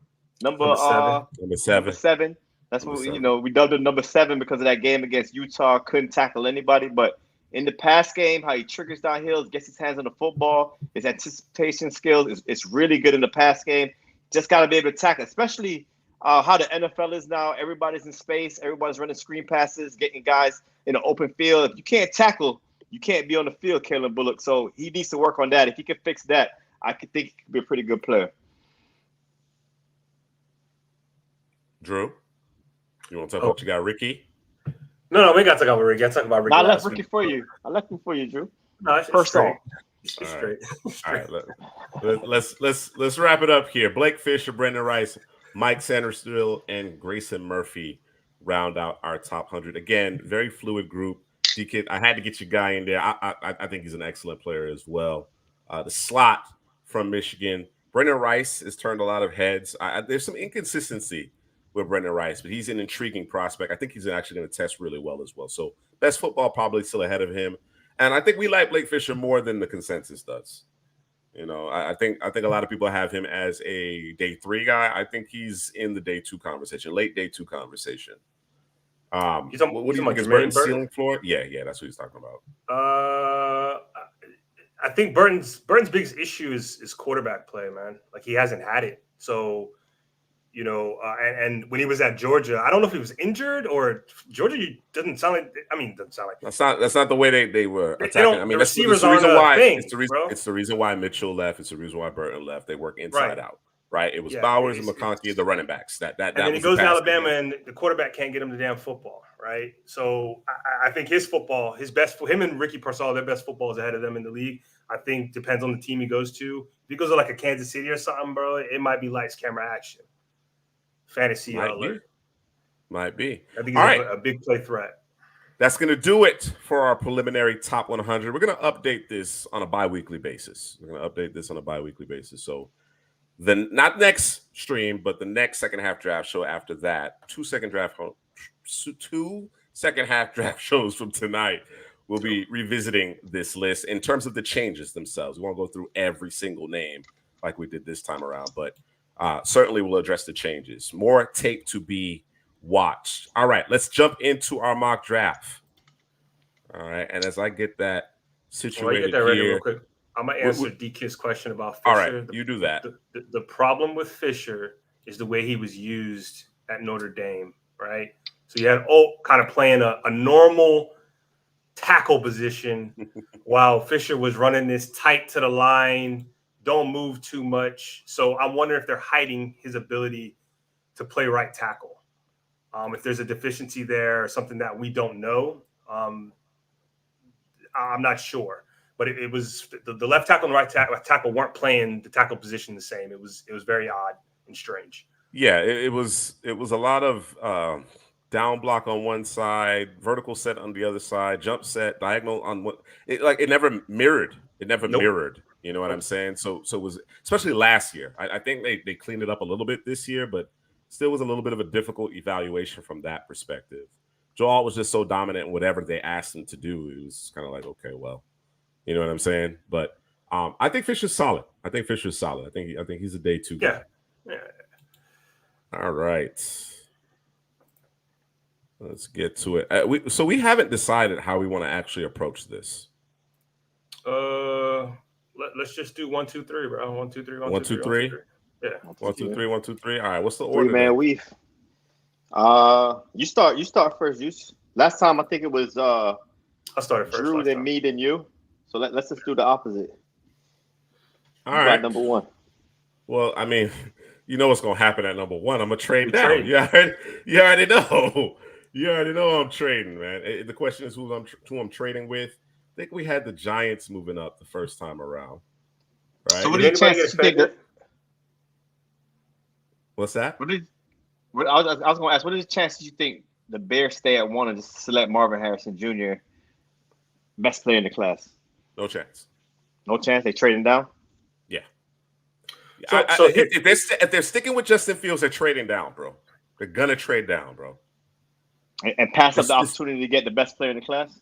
No, I think that I think you said it last week, Juice. It comes down to what they're being offered. It's one of those things where I'm going to give you something. Sure. I'm going to offer you something you can't refuse, right? And it's going to be more than what Marvin Harrison can do for you at 1, right? And so I think that's what it's going to come down to. It's not necessarily. They probably get a haul. Yeah, they're going to be looking to trade down. They're going to be offered things to, like, I think New England may be the best choice here because you want to stay in front of Arizona, right? And Washington's drafting a quarterback. So I think that would be the swap there for me if I'm the Bears. I don't necessarily want to drop down behind too far. Yeah, right. Yeah, that'd be the perfect and thing. Bears fans still down go in the comment section. They was mad, bro. They said, "Nah, man, you can't do that. You can't fall behind Arizona." Yeah. Yeah, they were upset with what we got back in the trade as well, right? And my argument was I don't expect you to be able to get the ransom that you got a season ago because I mean the Panthers were at 9, right? So if you're trading within this top 3, yeah, I think you're going to net a really good return, but is it going to be 3 first-round picks? I'm not convinced. We're hearing the rumblings about that, but I'm certainly not convinced of it. In this instance, we're going to take the 1 and 2 this year and a 4, and then a 1 and 3 next year. All right. And of course, the comments will say with New England. So we're staying in the top 3. We want to stay ahead of Arizona, right? We want to still keep it in play. The Marvin Harrison, this allows New England their pick of the litter among the quarterbacks. So let's pull it right here to get the mock draft started. All right. So you took the 3, the 35, the 103, the round 1 next year, third round next year for just the 1 for the Bears. Correct. And you had the 4 for the right to select Caleb Williams. Okay. All right. Who's on me? It is. Yeah, go ahead. You want to go, Drew? You want to go or you? No, you go. I'm good. All right. See, this is a quarterback here, number 2. I kind of wanted to do something different and draft Penix and just have the comments go crazy on me. Do it. Do it. I'm gonna tell you right now. If it was me, I would do it. All right, let's do it then, man. Let's do it, man. We're gonna have the comments go crazy. Commanders fans, attack us, man, because we're going with the title of Michael Penix Jr. Big national championship win. Moving up the draft board. To me, he's the best pure passer in the class. Caleb Williams and Drake May got some special physical things with their legs going on, but you're talking about throwing the football, opposite hash. And he plays with really good anticipation skills. And even if he's a little late, that arm talent, that strength, it was a throw against Texas where the corner was coming inside and he got it in there. I think it was Pope that caught it. It was just like no other quarterback can make that throw, and he can make it time after time, man. So let's go Laser Penix. Laser Penix. Throwing from different platforms, throwing from different arm angles. Like he can give it to you all. So yes, you're correct in terms of him being the best pure passer. And Washington fan, just don't just be like, I hate to pick. Like, okay, tell us why, right? You're going quarterback, I would assume. Why would you take Drake May? Why would you take Jaden Daniels over him. Like, explain it. Just don't say that's trash. Come on. The injury, bro. They're going to go to injury. Okay. They're going to say injury. He in 2 seasons, bro. What are we doing? It's a quarterback too. It's not like he's it's a old running too. back. He's older. He's older as yeah, well. I don't care about older you. thing. Throw that out the window, bro. I don't care about that, bro. Throw it out the window. As long as you can protect him, bro, he's gonna be fine, man. Come on, let's go. What's next? I think, and I've said it before, I'll say it again. If Eberflus is not in Chicago, then the Bears are going to draft the quarterback because they're moving off of Fields. If Eberflus is back, I think he's coming back. I think I've seen that report. Right. Yeah. I would suspect that if he wants to not lose this football team, he's going to keep Justin Fields. They've already, the players have spoken, bro. Players have come out in droves from Chicago and said, Justin Fields is our guy. That's our leader. So, a coach that's already embattled, of course, the Bears have shown more life here recently, but a coach that's already in battle who doesn't have that cachet, it is in desperate need of keeping some level of continuity, keeping the players engaged and listening to your message. I think his hand would be forced. If you're not a Fields fan, I think Eberflus, if he hopes to remain in Chicago, right, assuming that they do stick with him, in order to keep the team together, he's going to have to stick with Justin Fields. And I'm not mad at it. I think there are other areas that you can bolster. I think Justin Fields still has a ton of untapped potential to get into. The key will be, who is your offensive coordinator? That's the key in Chicago as far as I'm concerned. All right, Drew, I don't think I need to ask you who the pick is here. We trade down, and we still managed to bring in Marvin Harrison Jr. That takes me to Arizona, and I'm going to go get my guy. All right, get somebody for Kyler to throw the ball to. Let's go with Malik. All right, let me get in these comments. All right, so we got Washington's dumb Penix. Penix has a special arm, that's for sure. Show me a chief straight up from Mark. Straight up for what, Mark? Wide receiver? Absolutely. Injury. There it is. Already. He ain't been injured in 2 years. Damn, all the quarterbacks overrated? Damn. All of them? Why? My question I wouldn't say all of them. Because people are not showing Penix love, so I wouldn't say he's overrated, but there's a case to be made. Maybe the top 2 guys consensus might be a little overrated. It's a case. It's a case to be made. Caleb Williams and Drake May. Harbor be a fool to touch the Panthers, bro. Ain't nobody messing with Taper. I mean, unless this legal stuff around Michigan really has legs, he need to stay his rear there. Yeah, I'd agree. He does, but if the smoke leads to fire, then yeah, he'll be back in the league. I imagine he'd go West Coast. So I think he'd be looking at the San Diego job. To be honest, maybe even the Bears job. All right, let's see here. Who's up next? I think that's you, Headley? me. Yeah, we're going Drake May. We're going to get the quarterback. May falls to the Giants. Daniels Jones' experiment is over. New quarterback in New York. All right. The kid say you better not be Daniel Jones 2.0. I think you'll be okay, D kid. We get those guards situated. I think you'll be all right. Drew, you're on the clock here with the Chargers. And I really should trade down with this team, but we're not gonna do that. Actually, you know what? Yeah, we are gonna trade, bro. Oh, are we? We're gonna trade. We're gonna trade with the Falcons. Jay Daniels time. Daniels time, huh? Okay. Yeah. Who's the Falcons? Who is that? Is that me again? I think that's me. No, it don't matter. It don't matter. Go grab it. It's your pick. Trade up and do your thing. Do your thing. All right. So we gonna put these boys on the board. What Falcons at? What happened? Drake May is more talented than Daniel Jones. There's no question about it. The 3 spots. We were questioning coming into the season how he would handle pressure, and I think it's still a question mark. I think he's improved there, playing outside of structure, but dealing with that free rusher, I think that'll just come with more reps, more experience. It's the anticipatory throws for me.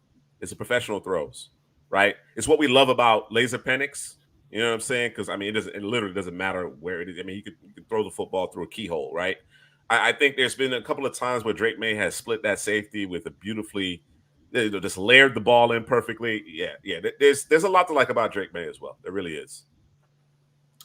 All right, I'm trading the 6th pick for the 9th pick, and I'm taking 73 and 187. That's it. Yeah, I mean, I don't That's get all to it do anything. takes. I mean, I could take like a second next year, but I won't. I'm not gonna be here for that. You know what I'm saying? So why would the Chargers give up more picks? The Falcons supposed to give up more picks? No. Oh, we're on the Falcons side. All right, good. I see. Yeah, it's the Falcons side. Yeah. All right, that's good. So 146, and then we'll do the 3 next year. All right, balance it out a bit. All right. Appreciate you. All right. So what do the Falcons do? What do they trade up for? Jaden Daniels, obviously. Yeah. Obviously. What are you doing? All right. 4 quarterbacks off the board in 6 selections. That takes us to Tennessee. That's me? That's back you. on me? That's you. This has been a sweet spot for me for Brock Bowers. I think Tennessee needs more pass catchers. And while he's not a difference maker necessarily in the run game as an extension of the offensive line, he does compete. And I can appreciate that. But I'm going to go with Joe. I'm going to go with Olu Fashion. Let me stop playing. Olu Fashion. Olu Fashion. I'm about to run to the podium for New York Jets. But I'm gonna still go to the offensive tackle route for the New York Jets. I would have loved Joe Alt in that system. I mean, Olu in that system, but I think Joe Alt can do it too, man. So I'm gonna go Joe Alt to New York.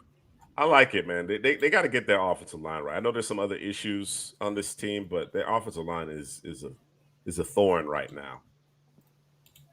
With the quarterbacks off the board, absolutely.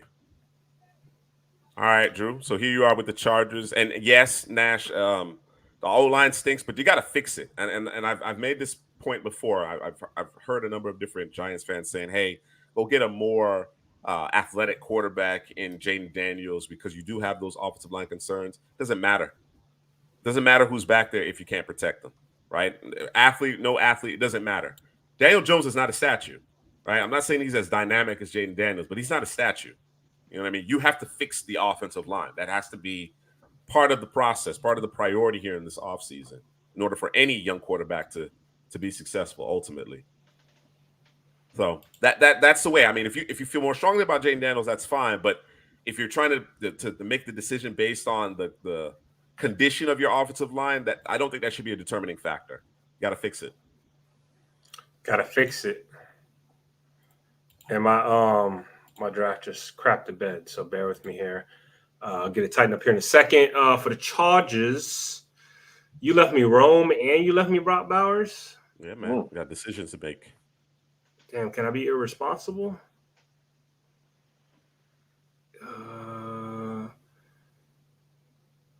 Damn. Let me take Brock Bowers. I'll take Brock Bowers for the Chargers. Do the right thing here. All right, it puts me in an interesting spot here because ideally I would be getting a tackle here. I think the Bears they can stand to improve their offensive line. I think some people would be comfortable with Fuaga here at 10. You know what I'm saying? If you really want to prioritize the offensive line, but I'm gonna go on the defensive side of the ball, considering how this board is breaking out, and I'm gonna go with my guy, man. He's a little low for my taste here in PFFF, but if you've actually watched our top 100 board, he was a top defensive player. Let's go Latu, man. Let's get it. Latu. All right, I'm on the clock with the Las Vegas Raiders. Quarterback is definitely a need for them. But all the quarterbacks off the board, I'm not going to reach for a quarterback here. I'm gonna go fix that defense. I'm gonna go fix the defensive side of the ball for these guys. And we always talk about Tyree Wilson. Is he gonna be an edge? Is he gonna be an inside player? Which way do they go in the draft? Do they go get an edge rusher like a Dallas Turner, Jared Verse, or go get Zerzon Newton? But I like the emergence of Malcolm Kuntz, the edge rusher from Buffalo. And so I'm gonna go on the inside right here, fix the interior defensive line. I'm gonna get big Zerzon Newton from Illinois. All right. It's my turn. Yeah, man, it's your turn, man. Hold on, I'm working on getting caught up. So real quick, who the Titans draft? I got a Fashioну. Fashioну. Followed by All right. Alt. Alt. Bowers to the chose Chargers. Bowers. Latu Newton. Latu Newton. Where Latu at?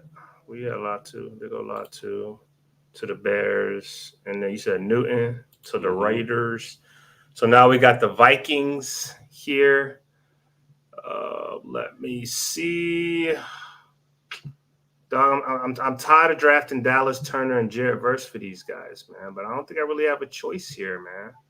I'm not going to do anything different. We're going to go ahead and go and get – I'm going to stick with Jared Verse, though. We're going to stick with the Jared Verse here. So select me a Jared Verse. Lock it up. All right. I like this. I actually like this thought process. I think it makes a lot of sense. We have Rome as a top 6, top 7 prospect in this class. We're here at the 13th pick. I think the Saints need additional draft capital. Yeah, they do. Right? They have some significant challenges with respect to their cap space. It's an older roster in a lot of areas, expiring contracts. So I do think they need additional draft capital. And Kansas City has a huge need at receiver. And if you get an opportunity to get one of the top 3 receivers, because we think there's a tier break, we think there's a significant tier break after those top 3, I think it's worth doing it. This is a big jump, though. This is a big jump for Kansas City to get to 13th overall. So let's see what we can do here. Obviously, it's going to cost you your 1. We'll take the 2 as well. And we'll need the 1 next year. We'll need the 1 next year for those 12 spots. All right. I'll leave it at that. All right. And with that trade up, we select Roma Doomsday to Kansas City. It's going to put up ridiculous numbers, bro. Ridiculous numbers. All right, Broncos. You're on the clock. Oh, that's me? Okay. Yeah. The Denver Broncos. Man. My bad. I thought it was Drew, man. Quarterback's their biggest need. But I think it's too early. It's too early. All the quarterbacks. This could be a team that potentially trades up to go get their quarterback, like Atlanta did in this mock draft. But with no quarterback here, you took the receiver. I was looking at it in Roma Dudes, and Kansas City traded up in front of Denver. Let's go get. Let me see that. See, I like Denver's edges. I know it says a need is edge rushers, but I do like the edge rushers over there in Denver with Browning, Cooper, and Nick Benito. Benito was a big high on him coming out, so I do like the edge rushers. So I'm gonna go cornerback. Here at 14, and I'm gonna go get Terrion Arnold, man. Let's get the most versatile guy. Cornerback 1. Man. Yeah, let's go get him. Put him next to Surtain in that defense. You know, just want to be different here, man. Let's switch it up, man. Let's switch it up here and let's get Terrion Arnold. All right. Terrion Arnold is the pick. Seattle should trade for Brian Burns. Panthers get a top edge prospect and an extra pick. I don't hate it. I don't hate it. But the argument's going to be that Seattle doesn't need the edge rush. That's going to be the argument from Seattle faithful. But I think it's a consideration, though. I think Brian Burns being moved is a consideration. There it is. Mr. C. Prasky representing the Seahawks said no thanks. Joey Nichols' comment here, man. They say they lining Sean Payton up at quarterback in Denver. I went Bo Nix in the last mock draft, but you did. You did. I just want to do something different, man. We're gonna figure it out. Man. Right. What y'all think they do? I'm not sure about the money to sign another quarterback in free agency. They probably have to go to the draft with it, man. I think they got to trade up. To me, they have to trade up. I think I don't know what to think as it pertains to Denver, right? So you're making this decision on Russell Wilson, not for football reasons, but for monetary reasons, as far as I can tell. Not to say that Russell is cooking necessarily like the way he did in his prime in Seattle, but certainly he's been a lot better this year under Sean Payton as compared to last year. it's a fairly young team as well. So they're coming around. The Denver has been a lot more competitive this year. So it certainly is monetarily motivated in terms of moving off of Russell Wilson. It depends, man. It's so many quarterback needy teams. There's so many quarterback needy teams. So it's going to cost you an arm and a leg. You just traded all that draft capital to get Russell Wilson. Yeah, that's true. To then do that again, it's tough, man. It's tough. So I'm not sure. If one or if Penix is lingering at 8, 9, 10, maybe under those circumstances, I can see that scenario playing out because of the red flags with the injuries. Maybe under those circumstances, but I'm not so sure. We'll see. Drew Lock back in Denver. Come on, Drew. Seattle. I can't hear you, Drew. Something happened. My bad. I'm thinking about Troy Fatu Anu. That's it, right? I butchered it. Tanu. And you're moving them in the guard? I'm thinking about it, but I want Mr. C. Prasky because I know he said, let's go interior, but interior D-line right now is little, I'm thinking about trading down with the Steelers. No second round pick. You got no second round pick. So got no second. So we definitely probably should trade down. So let's do that. We'll come back around. All right. Steelers, where they at? So we swap in, dropping 3 spots. I got to get a second rounder, but I might have to give him something back though. You have to give back the 3. The 3? Oh, yeah, we got 2 3s. Yeah, we can do that. We give him the 79er though. Let's do that. So let me get the 18. Let me get the 18 and 50. I'm gonna give you the 15 and the 79. Good. Yeah, I take something else, but we'll lock it up. Let's see. 1850. You give him a late 2014 pick as well. Let's do it that way. Cool with that. All right. Let me the Steelers. We are going to go Talise Fuaga. I like it. Lock it up. I like it. Joel, all right. You don't want your boy Dan Moore out there? Nope. No more? It's over? It's done with? Nope. I've had enough Dan Moore. Project to the left and let's move out. I actually was going to take Fuaga here at 16, believe it or not. My bad. We know the need at receiver, but there's some other areas on this team that need some attention. You got Dallas Turner sliding, though. You got Kool-Aid sliding.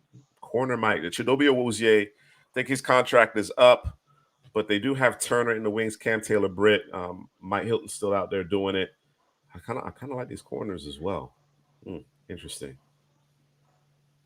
We're high on Fautanu, though. We are high on him, and I don't know what the long term is going to look like at right tackle with Jonah Williams. He could slide in there, and we could be good to go. I think actually we would improve our pass protection. There's a big need at left guard, though. That Volson fella is a problem. He not working out too well. So that's certainly an area that we could address. Fautanu might be the solution if you bring Jonah Williams back. He might be the solution, or thereabouts. Headley doesn't seem to think that Fautanu could play guard, but I think he could do it all. To be perfectly honest with you, functional strength does stand to improve. Let's go in that direction here. All right, we're in Arizona. You got Fautanu. Arizona, the first pick. Who you got again? Was it Malik Neighbors there? That's who you had. Yeah, it was Neighbors. Yep. All right, so we got our wide receiver 1. Let's go on the defensive side of the football. I think defensively, Arizona could improve there. Those are Bama boys, bro. Come on. Yeah, you see them Bama boys, Turner, Kool-Aid. Let's go get Dallas Turner. Let's go get an edge rusher. Let's go get after the quarterback. Can't have enough of these edge rushers. I love his power. He gets after quarter, his closing ability. So just more enforcer there in where's Arizona? They need some help on defense. Oh, for sure. They need help up and down that particular roster. Seattle, Drew. So, Mr. C. Prasky, I'm nervous because Sweat. If Fautanu was taken off the board, I was going to go Sweat, right? And I don't want to drop too far back Because the problem is these boys know about Sweat, right? If I was drafting with some cats that didn't really know about Sweat, I might take my chances and drop to the 20 somewhere. But we're gonna take him here for safekeeping, man. So we don't get caught with our pants down. All so right, Tavondre. Bondre Sweat right here. Okay. Where is he? That's the question. Disrespect, man. It's a disrespect right now. Yeah, they hate him, bro. There he is. PFF much lower on him. View him as a 2-down player, strictly. All right. Green Bay on the clock. I could do the thing that, Packers fans love to do, but I'm going to go Nate Wiggins, man. Nate Wiggins. We're going to play a lot of cover 3. We're playing zone with the ability to match up. Of course, zone eventually turns into man. I think he has the length, the speed, the ball skills necessary. Let's go Nate Wiggins. Nate Wiggins to Green Bay. What you doing with Tampa, Headley? What y'all need, man? Y'all wanna tackle? I know you like your offensive line. Chill, bro. You like your offensive line. Get you a little tackle. Bro, just get you either a Braylon Trice or a Cooper DeJean and be out there. Want a safety to go with Winfield? Did we do that last time? We got a safety to go with Winfield. Was it who you drafted? Cam Kitchens. So I did Cam Kitchens last week or during the last live, and the live before that I did Cooper DeJean. So you want a safety next to Winfield? Yeah, somebody that we don't, ain't gonna let us down out there, man. With what's on the board here, you know what I'm saying? Bucks in a weird spot. I think them and Denver are in the weirdest spots for their drafts currently. I think Chop, maybe Braylon Trice. Oh yeah, you're right. I would take Chop. Yeah, y'all run that 3-4 outside linebacker. Yeah, you know what? I like Chop, man. I like Chop in this scheme. With your boy Bowles, man, get after the quarterback. He can use that pass rushing back. The thing about Trice is, I'm not sure with him standing up. I mean, we don't really want him in space as much. So let me go get Chop Robinson, the better schematic fit for Todd Bowles in that defense. All right. Colts are up. And Juice hated because he took Nate Wiggins from me. The hate is real. These boys need a receiver in the worst way, but I don't want to press it. Not in the worst way, but not in the best way either. We're not going to press that. Let me get to thinking. Let's just see. This is that scheme thing right here, man. Let me get Cooper DeJean. It's a scheme thing. I knew you were going to do that. Yeah, I actually think he can play corner in the cover 3. In the cover 3, I think he can do it. I still want him to play safety, but I think he can do it in the cover 3. Yeah. Yeah, we're gonna run up to the podium and grab Kool-Aid. Kool-Aid, I already knew. Yeah, that's too easy. Yeah, gotta do it. Run up to the podium. Yes, sir. Rams, Headley. Rams. I think offensive line is a big need for these guys, man. See, I just don't like the fit with McVay and J.C. Latham. Yeah. So Marius Mims seems like a better fit here for the Rams. Defensively, I like what they've done with these young defenders. Kobe Turner, the pass rusher Byron Young. They need help in the back end, though. The secondary, I think, could improve for the Rams. So we're looking at guys like who's the secondary? Go to corners real quick. Rakestraw. Yeah, Rakestraw. Kamari Lassiter. Kamari Lassiter, Quinyon Mitchell. DJ Tampa. I like the Trice to Rams too, but I don't know that Headley likes the fit necessarily. Yeah, if it's I'm thinking offensive line, Nims, or I might go get a corner here.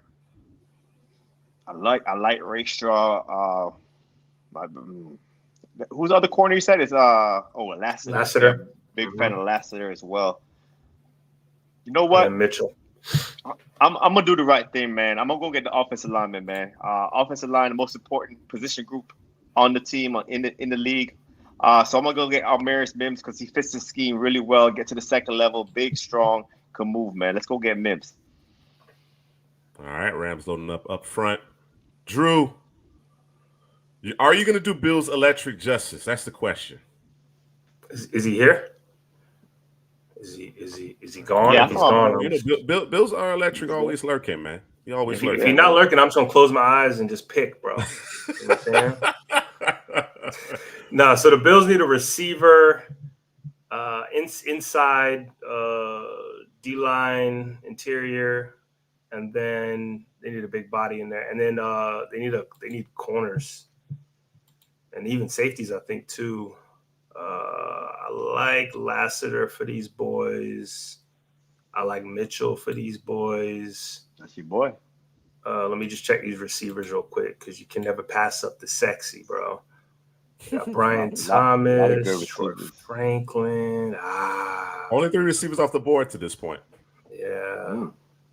Yeah, Brian Thomas would feel real good with Josh Allen. Yeah, he would. He would throw. Yeah, I'm gonna be irresponsible. We're gonna do Brian Thomas, bro. Brian Thomas. Yeah, we're gonna be irresponsible. Yeah. All right. Kansas City on the clock. We traded down. Got a couple picks in the second round as well. So Saints up. What you doing, man? Is it Bo next time? I'm gonna get Braylon Trice, man. Oh wow. I'm gonna get Braylon Trice, man. Cam Jordan getting long in the tooth. Brian Brzee up front. Yeah, man. Braylon Trice. Philly. What the Eagles doing, man? Don't don't don't mess it up. Don't mess it up, bro. Bro, it ain't just Marina, bro. It's a bunch. It's all of them. Nah, yeah, I'm here to where make you at, Marina PL? happy. I'm looking out for Marina Sands. Yeah, that's what I'm looking out for right now. I was gonna go Braylon Trice because she says what defensive end, offensive tackle. That's what the 2 positions that she's looking for. You got my Braylon Trice right here. So man, they got Lane Johnson and So Marina's point is that they need that tackle to develop, right? You can't just come in day one and start. It's her thought process, right? Yeah. So and then of course Lane Johnson, we just don't know about how much longer he's going to play. Not expecting Jason Kelsey back. Of course, his replacement is already there though. Yes, and he's actually playing. He's actually lining up at guard, right? Yeah. Okay. What's the edge looking like? Too. What's the edge looking like? See, I don't know. I think I'll be Trice was it, bro. Yeah, you took my Trice. You took my Trice, man. But you know what I'm gonna do? All right, Marina Sands. Let's see if you like this one, man. I'm gonna go Brandon Dorless from Oregon. This guy can play edge for you. This guy can play inside for you. He can be all along that defensive line. We're gonna get after the quarterback. The richer get richer here in Philadelphia, man. Let's go get my guy, man. D-Kit, they have Cowing at 224, just so that you know. Where is Brandon Dorless? Interior, probably. Yeah. Oh, there he is. So PFF has him at 55. I believe we had him at 24 in the top 100. Yeah. Much higher on Brandon Dorless than the consensus is. All right, Drew, got the Lions here. So first round almost wrapped up. Looking at corner, and I'm looking at interior D line, right? And I think I'm gonna go with Tanu. I'm gonna go with Kamari Lassiter here.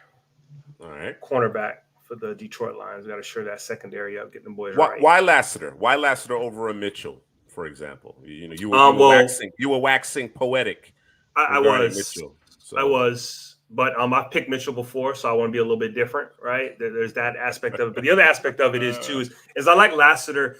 He can be a physical guy, but he doesn't have to be. He's a guy who can hang in the hip pocket, make a move on the ball, make a move on the receiver. I think he can play both man and zone. I love his ability to hit, come up and tackle. So we're gonna go with Lassiter, man. He seems like a Dan Campbell guy to me right now. All right, fair enough.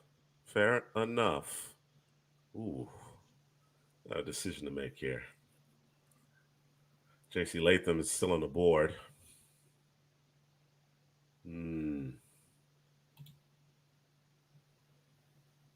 Carolina has a bunch of needs. I don't know if they're in a unique position to trade up here. Although this could be the Brian Burns trade, right? This could be the Brian Burns trade right here. This could be the Brian. That's actually pretty good, bro. All right. Let's do it right now, bro. Let's do it. I like Let's that. do it. Where my edges at? Brian Burns. We're 28. Give me your fourth too. So what you doing now? Let me see. We doing first and fourth. Yep. All right. Exactly. Reason why it's not more is because we gotta pay Burns, right? Yep. Okay. All right. What's Carolina doing, man? Right. Since they here now. Latham. Okay. We gonna get Greasy in there. Mm-hmm. Okay. Let's get it. Protect Bryce Young. Hey man, that's his partner in crime too. He used to protect him last year, so let's match him up, right? Yeah, man. Miami Dolphins on the clock next. Unfortunate the Bradley Chubb injury right after the Jalen Phillips injury. So at edge rusher, I think something that they need to look for. But like Nash said, man, the elite edge rushers are off the board right now. So I don't want to reach on like a Braswell. And I think the pick is Graham Barton, interior offensive line. I'm with it. I think this is a pick that we might probably see it on draft day. It just makes so much sense. His physicality, the fit in that system. He's going around late first round, and the Dolphins going to be around late first round. So I wouldn't be surprised if Graham Barton is a Dolphin come draft day. All right, Graham Barton, it is. Graham Barton, it is. Come on, Drew. Dallas. Cowboys. I know a lot of times we've gone tackle with these boys, but I think I'd be reaching here. Maybe not. Towards the bottom we're at the bottom of the. I know how you feel about Kingsley. Yeah, you know what? Because I ain't looking at him. Yeah, go ahead and give me Kingsley, man. I ain't scroll down far enough. Grab me Kingsley. I think he's in the 40, 45 range for us. They have him ranked at 72 here, so we're significantly higher on Kingsley. Yeah. All right. Kingsley to Dallas, shoring up that offensive line that puts San Francisco on the clock. DK, there's something missing with Jordan Morgan, man. I don't know quite what it is. It's something was in the conversation there. Been missing. Let's see, Braswell. Let's go get your guy, man. Let's go get your guy, man. Quinion. Let's do it, man. Let's do it, bro. I appreciate you, bro. Quinion in the first, man. Let's do it. First. And funny, I'm looking at corner for Baltimore also. They need a wide receiver. But there's so many good wide receivers, man. Yeah, there's so many good wide receivers, man. And very deep. So I could probably get a wide receiver in the second round. So I'm gonna go get the corner right here, man. And I'm gonna go get Ennis Rakestraw Jr. From Missouri. Love his ability in man coverage. And he comes up and hit, man. So I love his versatility also. I think he'd be a great fit over there in Baltimore. All right. Real quick recap of the first round. New England trading up with Chicago. They select Caleb Williams, followed by Headley taking Michael Penix Jr., second overall. Laser Penix to the Commanders. Marvin Harrison Jr. ends up in Chicago. I know the Bears fans are thrilled. Malik Neighbors, that's my guy, to Arizona. Drake May, Jaden Daniels. So 4 quarterbacks in the first 6 selections and a pair of trades in those first 6 picks. Olu Fashional, Joe Alt, Brock Bowers, Latu round out the top 10, followed by Drazon Newton, Jared Verse. Big trade up here at Kansas City. I traded up with Kansas City. We kind of mortgaged it because Kansas City's they're always in a win window, right? Considering head coach, quarterback, the way that they're playing defense, they're always in a win window. They get one of the top 3 receivers in the class here in Rome Odunze. Terrion Arnold's the first corner off the board. We like the fact that he's a bit more versatile than Kool-Aid McKinstry. And frankly, he's outplayed Kool-Aid McKinstry this year. So Arnold is the first corner off the board, followed by Fuaga. Fa'utanu to the Bengals. We're trying to shore up that offensive line. We got to protect Joe Burrow, keep him upright. Dallas Turner slides a little bit.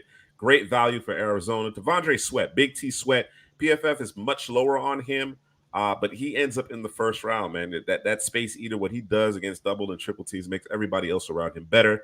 Nate Wiggins to Green Bay, followed by Chop Robinson to the Bucks. I think that's an excellent selection. Cooper DeJean fits what they do in Indianapolis very well. Kool-Aid McKinstry, we talked about him sliding, but at 22, that's this excellent value. The Jaguars need an injection on that secondary or in that secondary. Pause. Emarius Mims to the Rams, followed by Brian Thomas, big play threat to Buffalo. Braylon Trice, as the Saints actually traded down. That was a trade partner with Kansas City. Trice comes in, fills a void there, and particularly on an aging team here in New Orleans. Brandon Dorless, that's our guy, the CPGM favorite. He makes it into the first round. Hopefully, Marina Sands is okay with that selection. Kamari Lassiter, J.C. Latham. So here was the Brian Burns trade, right? This is probably the player that they should have traded previously as opposed to Christian McCaffrey and DJ Moore. But we need to protect our young quarterback. Latham still on the board here late in the first. Trade up by moving Burns to Houston. So Houston gets the edge. They can move off Grenada if they want to, or if they can find a nice price point, they can have a nice rotation between Grenada, Burns, and Will Anderson. Graham Barton, again, Headley's point is well taken. This is one of the most common selections that we make for the Dolphins here in the first round. Kingsley to Dallas, Quinion Mitchell to San Francisco. We're going to bet on the traits. And Enos Rakestraw Jr., big riser here for CPGM Headley to round out the second round. All right, or first round, excuse me. Now we're in the second round. Yeah, Nash knows the pick, man. He called it. He called it? Tez Walker. Tez Walker, big Tez. Yeah, so we got our receiver. Easy speed. Yes. And something they desperately need in Carolina. Because defensive backs are just sitting on everything. So we brought in Latham to protect, and then we get the receiver. All right. That takes me to the Commanders. We started with Penix. We're off to a good start there with Penix. We need to protect the quarterback. Oh, Nash, you laid me down, bro. It's Why? okay. He laid him down? Okay. It's okay. You laid down? Tez ain't no slouch. We got it. Yeah, I don't think there's huge degrees of separation between those two players. Yeah. We have them ranked pretty closely there. All right, Washington. What do we do? Do we have? So you got to go line, bro. I think Jordan Morgan is the guy, man. Yeah, I like that. I like that a lot for them guys. Jordan Morgan is the guy for me. I'm not gonna pontificate or debate it. All right, they got Caleb in the first round. What you saying? Who's that? The Bears? Drew made the pick. He took Tez over Troy. And again, I think we have Troy ranked a little higher, but by just a few spots on our draft board. Not a huge gap between those two.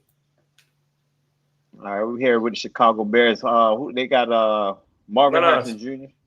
Who's that? Is it Bears? Oh, it's the Bears in it. Yeah, My bad. Bears. Okay, go ahead. So we got Marvin Harrison Jr. with the first and Olu. Wow. And then Latu. They got? Latu. Oh, Latu. Oh, they got Latu. You sure?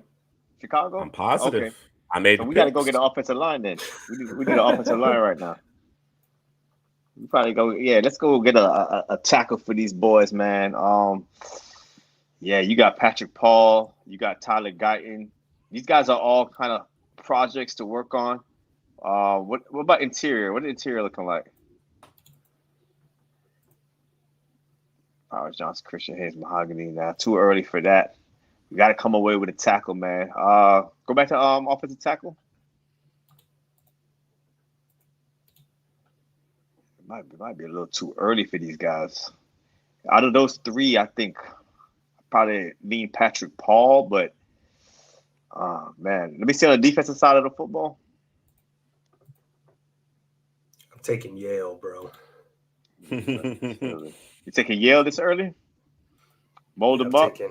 I'm taking Yale. Yeah, it's either Patrick Paul or Yale. It's Tyler Guyton. No, I'm gonna go with somebody. I'm gonna go with somebody y'all not gonna like, man. Based on our conversation before, I'm gonna go with JT Tuimalu, edge rusher. Let's pair him up with Montez Sweat and Latu. And Latu. Oh, you got Latu. Yeah. You got Latu. My bad. They could use a DB too because I'm not sure about Jalen Johnson's future in Chicago. I think Jalen Johnson is going to demand too much money. Too much money. He's looking at a big contract, bro. Eddie Jackson's still doing it over there, man. He's still out there. He's still out there. Eddie Jackson's still out there, man. Because I would love a Cam Kitchens right here too for Chicago. What is Eddie Jackson's Yeah, look at the contract? contract. Let's see. Yeah, I don't know about the Yale tackle. He's talented, but you know, 2024 is the last year of his deal. 2024. So you got one year left. Yeah, it's a cap hit of 18 million. It would be a 5.5 million dead cap. So they might move off of him. Might move off of him to keep Jalen Johnson. Okay, let's make that plan. I like that plan right there, man. If you want a center fielder, free safety, best safety in class, safety one for us, man. His ability to play up high, single man. He come down, he tackles really well. Just can't be too over aggressive, man. Cam Kitchens from Miami. He blows some coverages against North Carolina back-to-back seasons, but best safety in the class, man. Let's replace Eddie Jackson in Chicago. All right. Drew, you got the Cardinals. So you went Malik Neighbors, and then we went Dallas Turner. That's correct. All right. So we got offense, and we went defense, and we're gonna go back to the defense. These boys need a corner, interior D line. What the corner's looking like. Let me grab.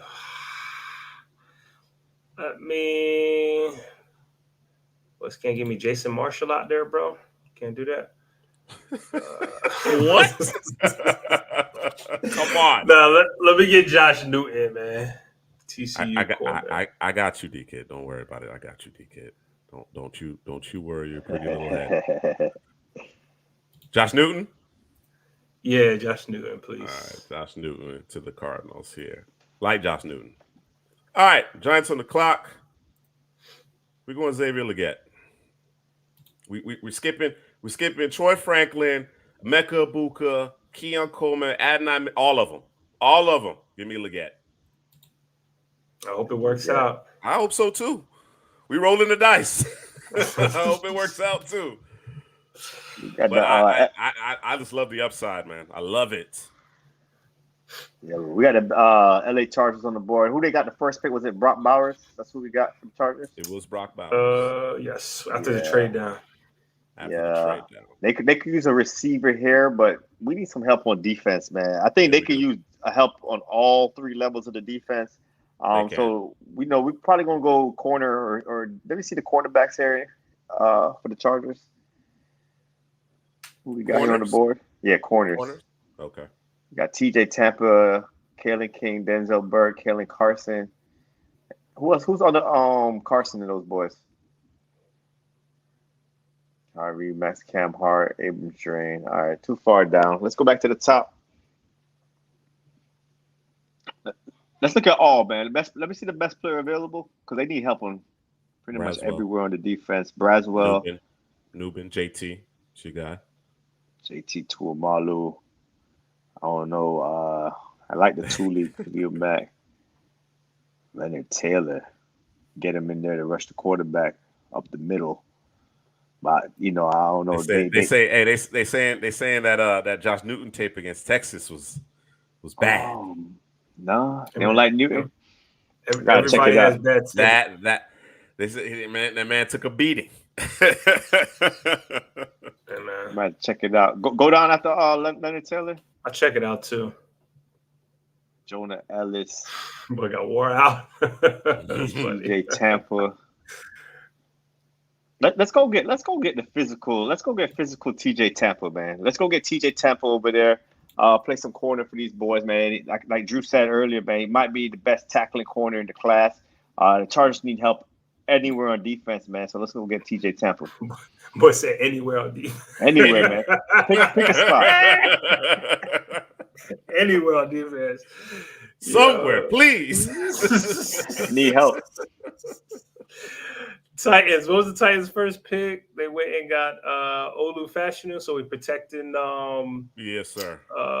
Mayo and coffee. Okay. Mm-hmm. So we spoiled banana man. Yeah, spoiled nasty. Just nasty, bro. All right, so we have Traylon Burks over there, and we got was it a 1-year deal for Hopkins? I'm Hopkins? not sure. Off the top Sure. of my head. I think we should go receiver either way, right? Yeah, this might be the Keon Coleman pick. Troy Franklin. Trying to weigh it out. I like the big target, but I like the juice from Troy Franklin. But Keon Coleman got that big playability, but might have some separation issues in the league. Let me get Troy Franklin here. Take Troy Franklin. Juice. Yeah, give me the juice. Want the juice there. All right, that puts Green Bay on the clock. In the first round, we went with Nate Wiggins, addressed that cornerback position. Been an ISO. You know what? I'm going to double up in the secondary. Let's go Tyler Nubin. Tyler Nubin. The safety off the board. Seems like we've been doing this for Atlanta. We get a quarterback, and then we go to this next round and get a wide receiver for him. If we bring it over Bieniemy, got Jaden Daniels. We traded up for him. Drake London, Kyle Pitts. We need that receiver on the outside. You got Keon Coleman, Adonai Mitchell.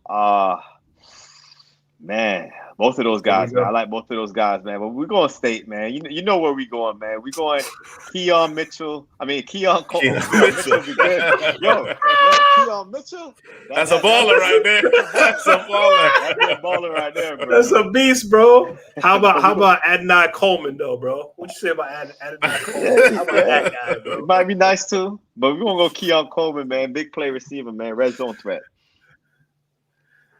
All right, Washington Commanders. What do we do for the Washington? We got Jordan Morgan, Michael Penix Jr. followed by Jordan Morgan.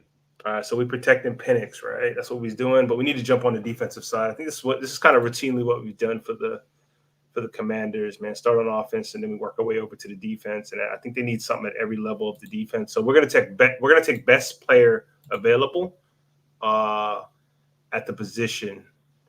And hold on, let me do this. Let me get this up out of here. Let me clear this. All right. We're putting everybody in there. Interior, edge, linebacker, cornerback. We're going to put it all, bro. All right. And it looks, he's right there. Chris Braswell? Yeah, lock it up. It took you long enough. Hey, man, I had to click. You feel me? Chris Braswell, let's go ahead and take him right here for the Commanders. All right, we got the Raiders on the clock. Let's see here. We traded. No. The Raiders took Johnny Newton at 11. Let's give it a shot. Let's give it a shot, man. Let's go Bo Nix. Let's give it a shot. All right, they need something. Need some kind of injection. See what happens. Right. John Gruden coming back. Don't worry about it. Oh no. No. That's an option, bro. That's an option. No, it'll probably be Antonio Pierce. He probably not going nowhere. No, they better be in. They got the Rich Bisaccia situation. Yeah. They screwed that up. It needs to be AP. Minnesota, Headley. Minnesota. Who we picked earlier? We got Jared Verse. We got the edge right there. We're saying Kirk Cousins is going to be back healthy for these boys. So we're not going to get the quarterback here. We're going to get more defense. We're going to get more defense. We got Jared Verse on the edge. Let's go get a guy on the interior, man. Let's get a guy that can get after the quarterback on the interior. Let's go get Leonard Taylor from the U. Florida State and Miami working together, man. Let's do it. All right. Wow. Philly, Drew. All right. So Headley went and got Brandon Dorless, right? And we were talking about offensive linemen. It's time to get that developmental guy now. It's time. Yeah, it is time. And I'm going to take I forget who it was, but they said Yale on was it the first day? Joey, or the first 2 days? Joey was like, all right, Joey, I'm gonna back off of Yale, man. We're gonna go get Tyler Guyton since we are.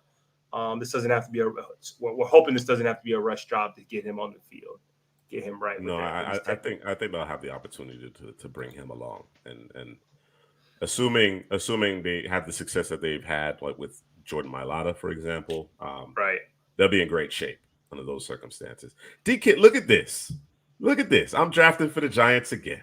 Nah, you're the Saints, bro. You're the Saints. Yeah. What? Yeah, you're the Saints. I got ahead of myself. Oh, yeah, I'm drafting for the All right. So for the Saints, of course, we traded down in the first round, ended up with Braylon Trice. And then did we have this is our first of 2 second-round picks because we added the second-round selection. So let's see here. Right now, it's Olave, A.T. Perry, and my guy, the return man, who's a really good deep threat. Is it Shaheed? That's the receiver room. Shaheed, yeah, that's the receiver room. They could definitely use. You like that receiver room? Is my question. I like the players. It's not complete though. They still have work to do. They still have work to do there.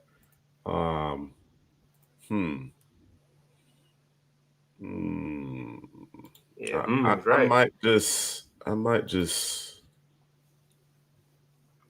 the defense did a little more work. Let's bring in Mitchell. He'll be our X. All right. A.T. Perry can be in the mix. But 2 receiver sets, it's gonna be Mitchell and Olave. Let's go 80 Mitchell. Adnan, excuse me. Adnan, respect him. Man, DK read my mind, man, because we went and got the quarterback and the receiver for New York. Fact check me on that. I think it was Drake May and Xavier Legette.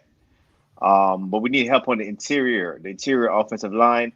I think Cooper Beebe, plug and play guy. You know, he works very good in the phone booth. You can't really go through him, and he's going to help you in the run game immediately, man. So let's go get Cooper Beebe. Disrespect. 147? No, sir. Yeah, 147, bro. Yes, sir. Boy, see. I don't know, man, but Cooper Beebe is a pick, and I'm perfectly comfortable with that one. I think that's a great pick for New York. Plug and play. All right, Drew. Cincinnati.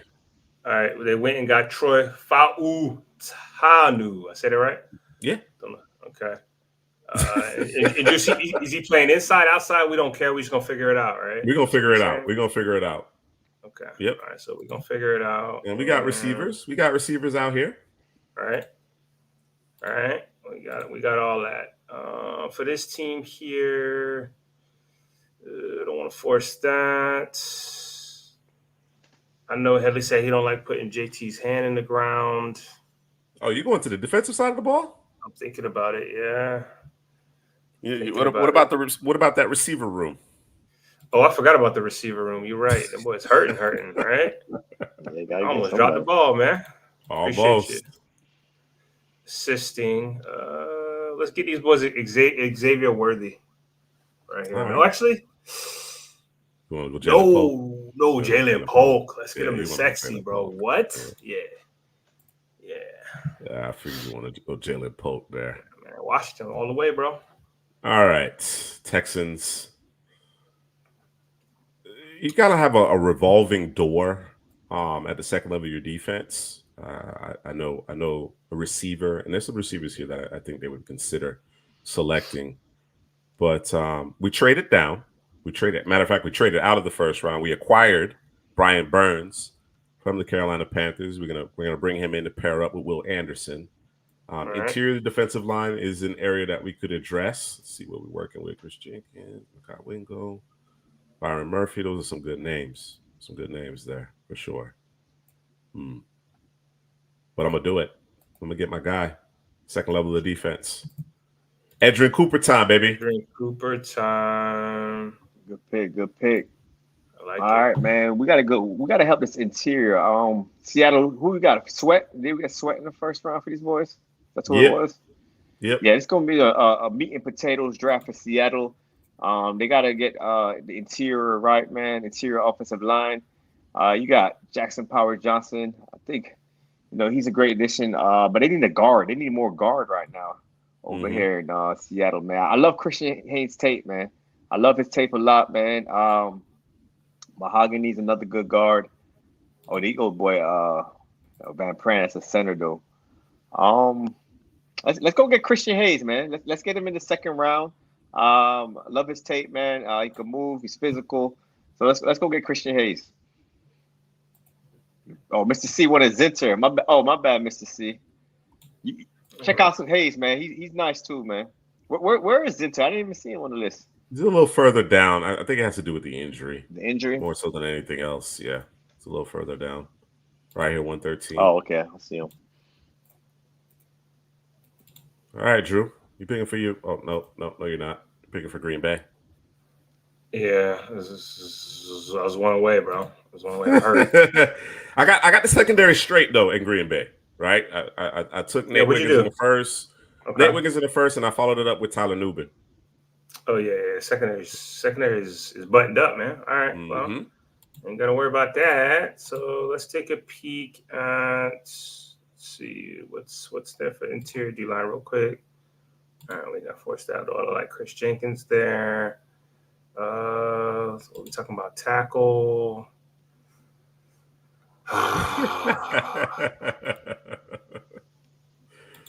Now you know what?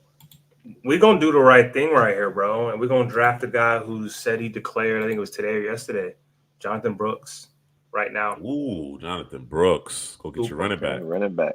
Go get your running back. First running back off the board. Currently our top running back in this class. Yeah. Drew, who you like more, man? Powers Johnson or Van Pran? Say that again. I'm sorry. You like Powers Johnson more or Van Pran? I still like Van Pran more. Still like Van Pran more? All right. Yeah. Let's Van do it. Pran. Van Pran of the Bucks. Appreciate you. All right, All the right, Colts, man. What we got before for the Colts? Cooper DeJean. Okay. I still think they can use another receiver, man. No, I like Josh Downs in the slot. Pittman and Alex Pierce. Let me see the wide receivers. I don't know if they. If you're saying you're keeping Pittman. Yeah. Is a free agent? I might. They probably. I don't know if they bring him. I don't know what No, he's his contract is up, so we'll see. It could be a franchise tag situation. Any number of things, different things can happen, but his contract's up. Yeah. See, I'm looking at Worthy here because of the speed. But Mm-hmm. him and Downs together, man. That's two kind of smaller receivers. Lad, take your boy Lad, right? Ain't he even smaller? What are we doing? He's a different type of receiver. Take your boy Lad. Let me see what else they got over here in Indianapolis. I think they could improve their offensive line. The edge rushers. You know what? Let me go JT, man. Let me go JT2 or Malu to the Indianapolis Colts. I like it at that point. Jacksonville, Drew. What do? We got Kool-Aid, right? Was that it? That's all we did? Yeah. Yeah, I think it was just Kool-Aid. All right. Yeah, Kool-Aid was sliding, so I had to get him. So receiver is an issue here because we don't know if Calvin Ridley's coming back, right? Need some interior help on the O-line. So I'm either going interior O-line or I could go, what's there for safety real quick? No, we can lay off the safety. Like Bullard for there. So let's go and I'm assuming Josh Allen's coming back. So I'm not pressing on edge, right? Although we can still grab one. So what I'm thinking is wide receiver, right? And I'm going to grab Xavier Worthy here. I like it. Another small guy in there. They're going to have Kirk, Ridley, Worthy. No, Ridley out of there, bro. Really out of there. I need that second round pick. Come on, man. Nah, they signed him back. Chill. If I can get that second round pick. Nah. They gotta sign him, man. Don't nobody want his gambling ass. All right, Rams with Amarius Mims in the first round. Headley likes the way he can move the athleticism there. Hopefully, he stays healthy. I really do think if Mims, he pans out, you really solidified your offensive line. That takes me to the defense. That absolutely takes me to the defense here. You got Jonah Ellis. Edge is not a huge need, although I think they could stand to improve there. Let's look at the cornerback position. Jalen Carson. Let me get the safeties out of there. Kalen King, Denzel Burke, Kalen Carson, Max Melton. Man, you know what, man? Give me my Go guy, get him. bro. Don't give me Muhammad. my guy, bro. Give me Jabbar. Stop playing, man. Let me get him. Yeah, man. We're going Jabbar. to the Buffalo Bills here. Did we get a wide receiver? Did Drew get a receiver for them? Yeah, Brian Thomas. Brian Thomas Jr. They need some help in the trenches, man. Yep. Defensive line.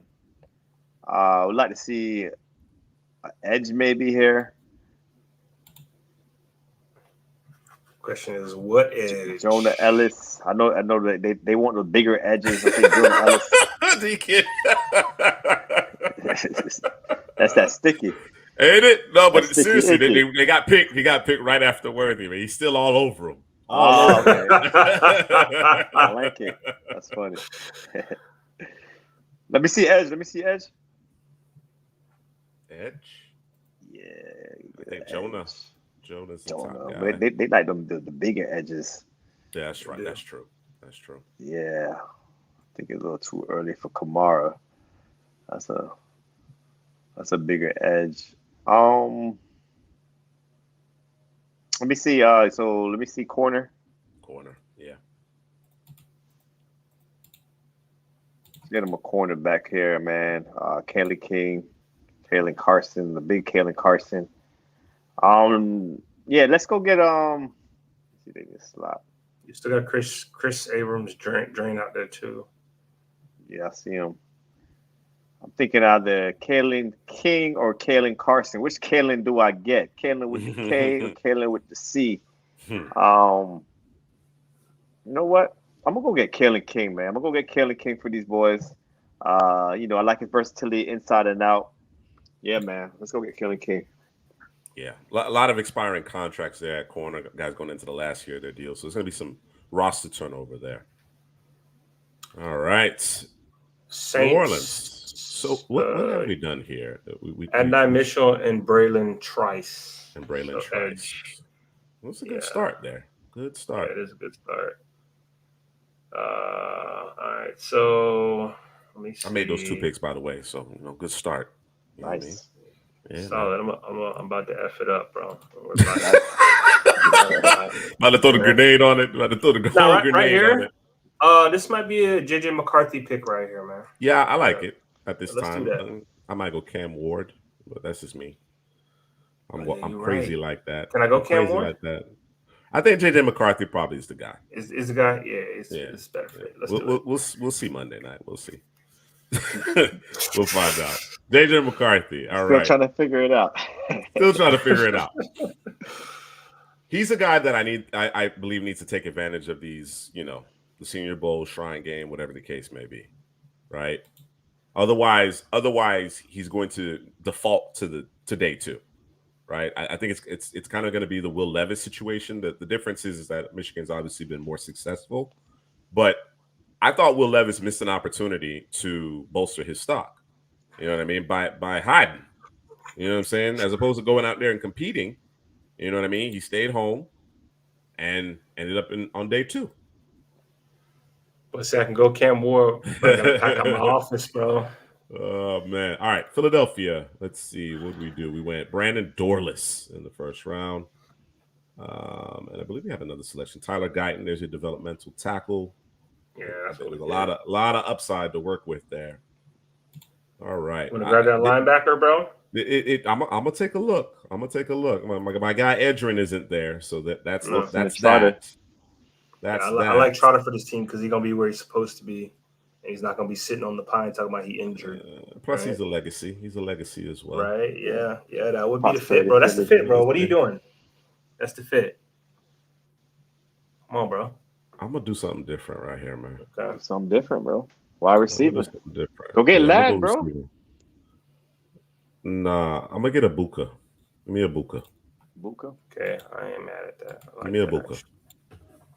All right, Detroit, I think a Buka between Smith and Brown. Oh yeah. Yeah. Nice. Yeah. Bistro. That's nice. What Detroit did earlier, man? Detroit. Kamari Lassiter. That's the only pick. I thought they had 2. No, Lassiter. All right. So you got the back end right. So let's go get the front end right, man. looking at somebody on the interior defensive line for these boys. Chris Jenkins, man. Yeah. Chris Jenkins, yeah, that's the guy. Yeah. I like Murphy too now. Right. I One think of he might those be going next. 3 techs. Murphy might be going next. You know what? I'm gonna get Murphy now, then, man. Let me go get Byron Murphy. I'll leave you.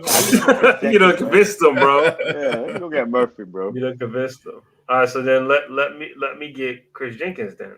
All right, Chris Jenkins, Byron Murphy. That's how you do it. That takes me to the Fins. Fins. I guess we could go back to the offensive line. We could stand to go back to the offensive line. Brought in Graham Barton. There's a likelihood that he plays center, but there is. He doesn't necessarily have to. We can play him at guard as well. Let me just check the Dolphins situation. Yeah, I want to check it. So bear with me just a second. I want to see what the rest of this. Bro, you just like. Fine, bro. Just go ahead and draft you Seth McLaughlin. Seth? Yeah, Seth. About Seth? Connor Williams is out. Austin Jackson, Terrell Armstead. So you have your 2 tackles. Robert Hunt is expiring contract. Maybe I double up on the offensive line here. Oh, you can say Zenter, bro. Zenter. Is that the spot? I think I would take maybe Powers Johnson here and play Barton at the guard. Barton at guard. That makes a lot of sense. I think both those guys can move too. Both those guys can move. Yeah. My other consideration was Jatavian Sanders, but I don't know that they're going to throw the ball to the tight end. So let's go Powers Johnson.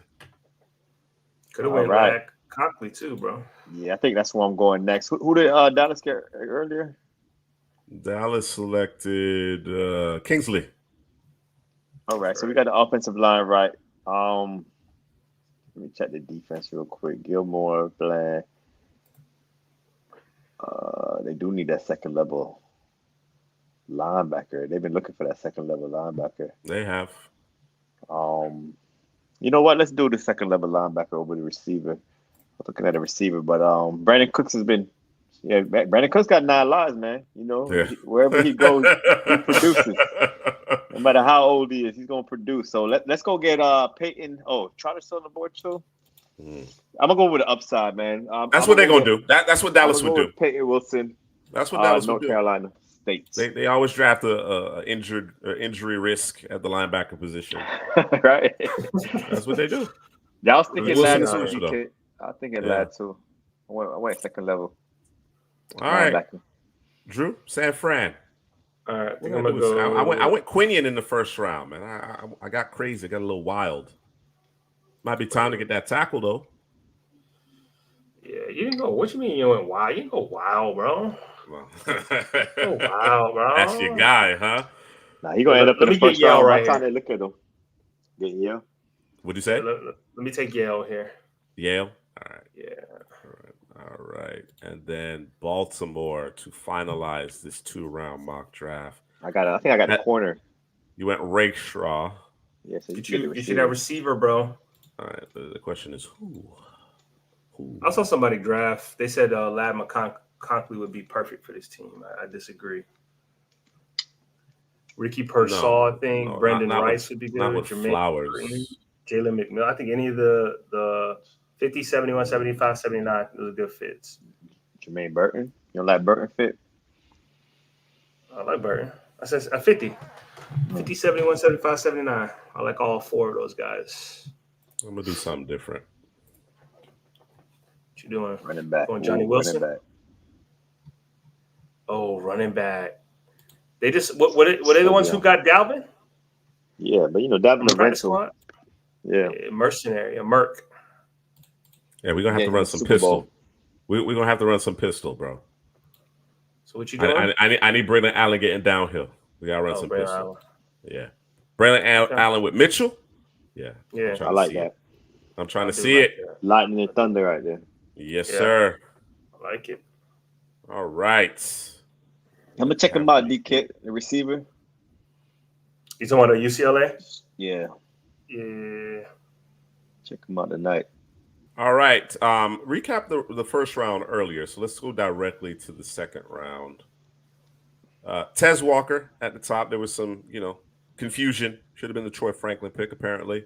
But again, as far as our big board as it relates to the various prospects, top 100, Walker and Franklin are very close. I think they're maybe like 33 and 35, something like that. So very, very close.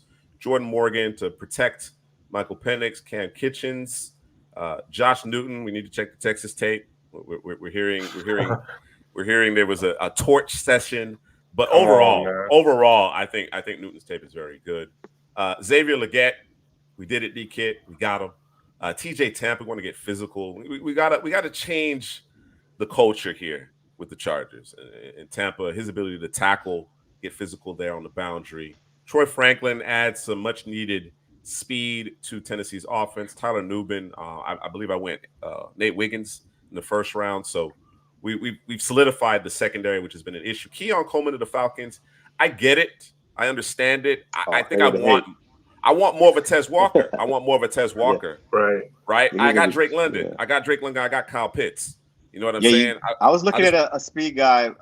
Tez and Franklin was already picked. They're already gone. They're already gone at that point. Bro, don't act like that, bro. You had Ladd out there, bro. You had Ladd. I don't understand. You had Ladd, bro. What do you mean? Not over Keon, man. But State got in the way, and it is what it is. Braswell to Washington. Of course, they trade Chase Young, Montez Sweat, so we need to replenish that down line, the edges. Bo Nix to the Raiders. Just from a timing perspective, at this point in the draft, I'm comfortable with rolling the dice on Bo Nix, see what we got. Leonard Taylor, I think this is the sweet spot. I think between 35 to 50 is where Leonard Taylor ultimately will land. It's an upside pick. It's a bit of a projection. He's been played out of position. We got to see him put it all together. Tyler Guyton is a developmental tackle there from Marina Sands for the Eagles. Adonai Mitchell rounds out a nice receiver room now. I think we got a nice complete receiver room. Cooper Beebe to the Giants. The Giants killed it, man. Giants killed it. You got Drake May. They got the offense right. Cooper Beebe. I think we had another pick, if I'm not mistaken.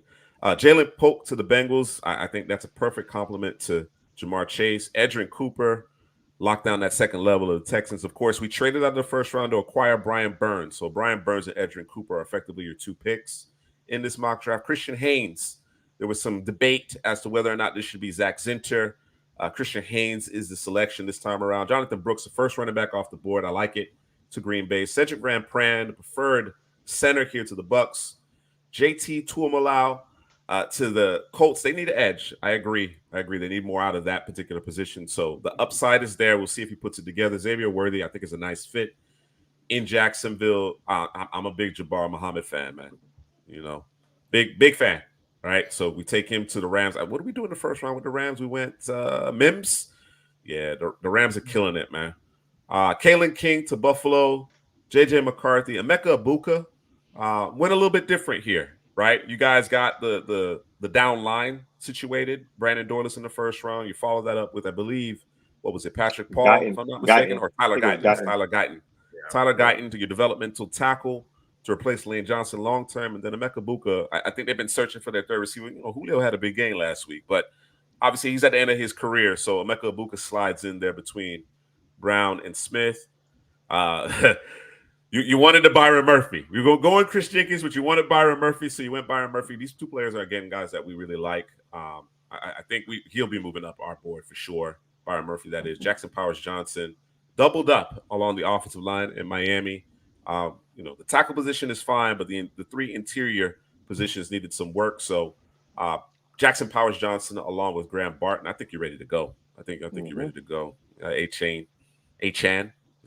Sorry. Achan out there. Mostert, found new life this year. Peyton Wilson, right on brand here with Dallas, right? They tend to draft, a high upside linebacker that may have some red flags, injury concerns, whatever the case may be. On day two, Kieran, I'm going to figure out how to pronounce his last name in short order. He's climbing up our boards. Dominant in the Ivy League. Of course, level of competition is always going to be a question mark, but he certainly has been dominant, has the traits that you desire. So bit of a projection there, but certainly understand why you took him here to San Francisco. And then Braylon Allen, I think the hate has gone entirely too far. PFF has him rated really low. I think like 118, 120, something like that. I think just a the change in system impacted Braylon Allen this past season, but he's a terrific back. Entered this season as a top running back on our board. So that's going to do it. That's going to do it for our mock draft and for this edition of the second half draft show. Terrific show, guys. Love you having you guys here. Hey, be sure to check out our partnership with Underdog Fantasy. As a matter of fact, let me bring up the Brandon. You know what I'm saying? Let me just bring up a little Brandon. We didn't have any Brandon this evening. Promo code CPGM. The link is in the description. 2x your initial deposit up to $100. I actually cashed my season long. Nice. Season long. You know, I put a little 150 down, came up three bands. Nice. So let's take advantage. Take advantage. I mean, it's obviously, we cover the NFL draft, football here, but any sport, right? We're in the thick of things in basketball, hockey, whatever the case may be. You might want to put a little something on the national championship game, right? We got playoffs coming up, so be sure to take advantage of that. Again, I want to thank everybody who chimed in, commented, rocked with us on this particular show. As I mentioned, not next week, but the week after, we'll be back on top of our board with any updates there. And as always, be sure to like, comment, and subscribe. For Headley, Drew, this is Juice. We will see you guys next week.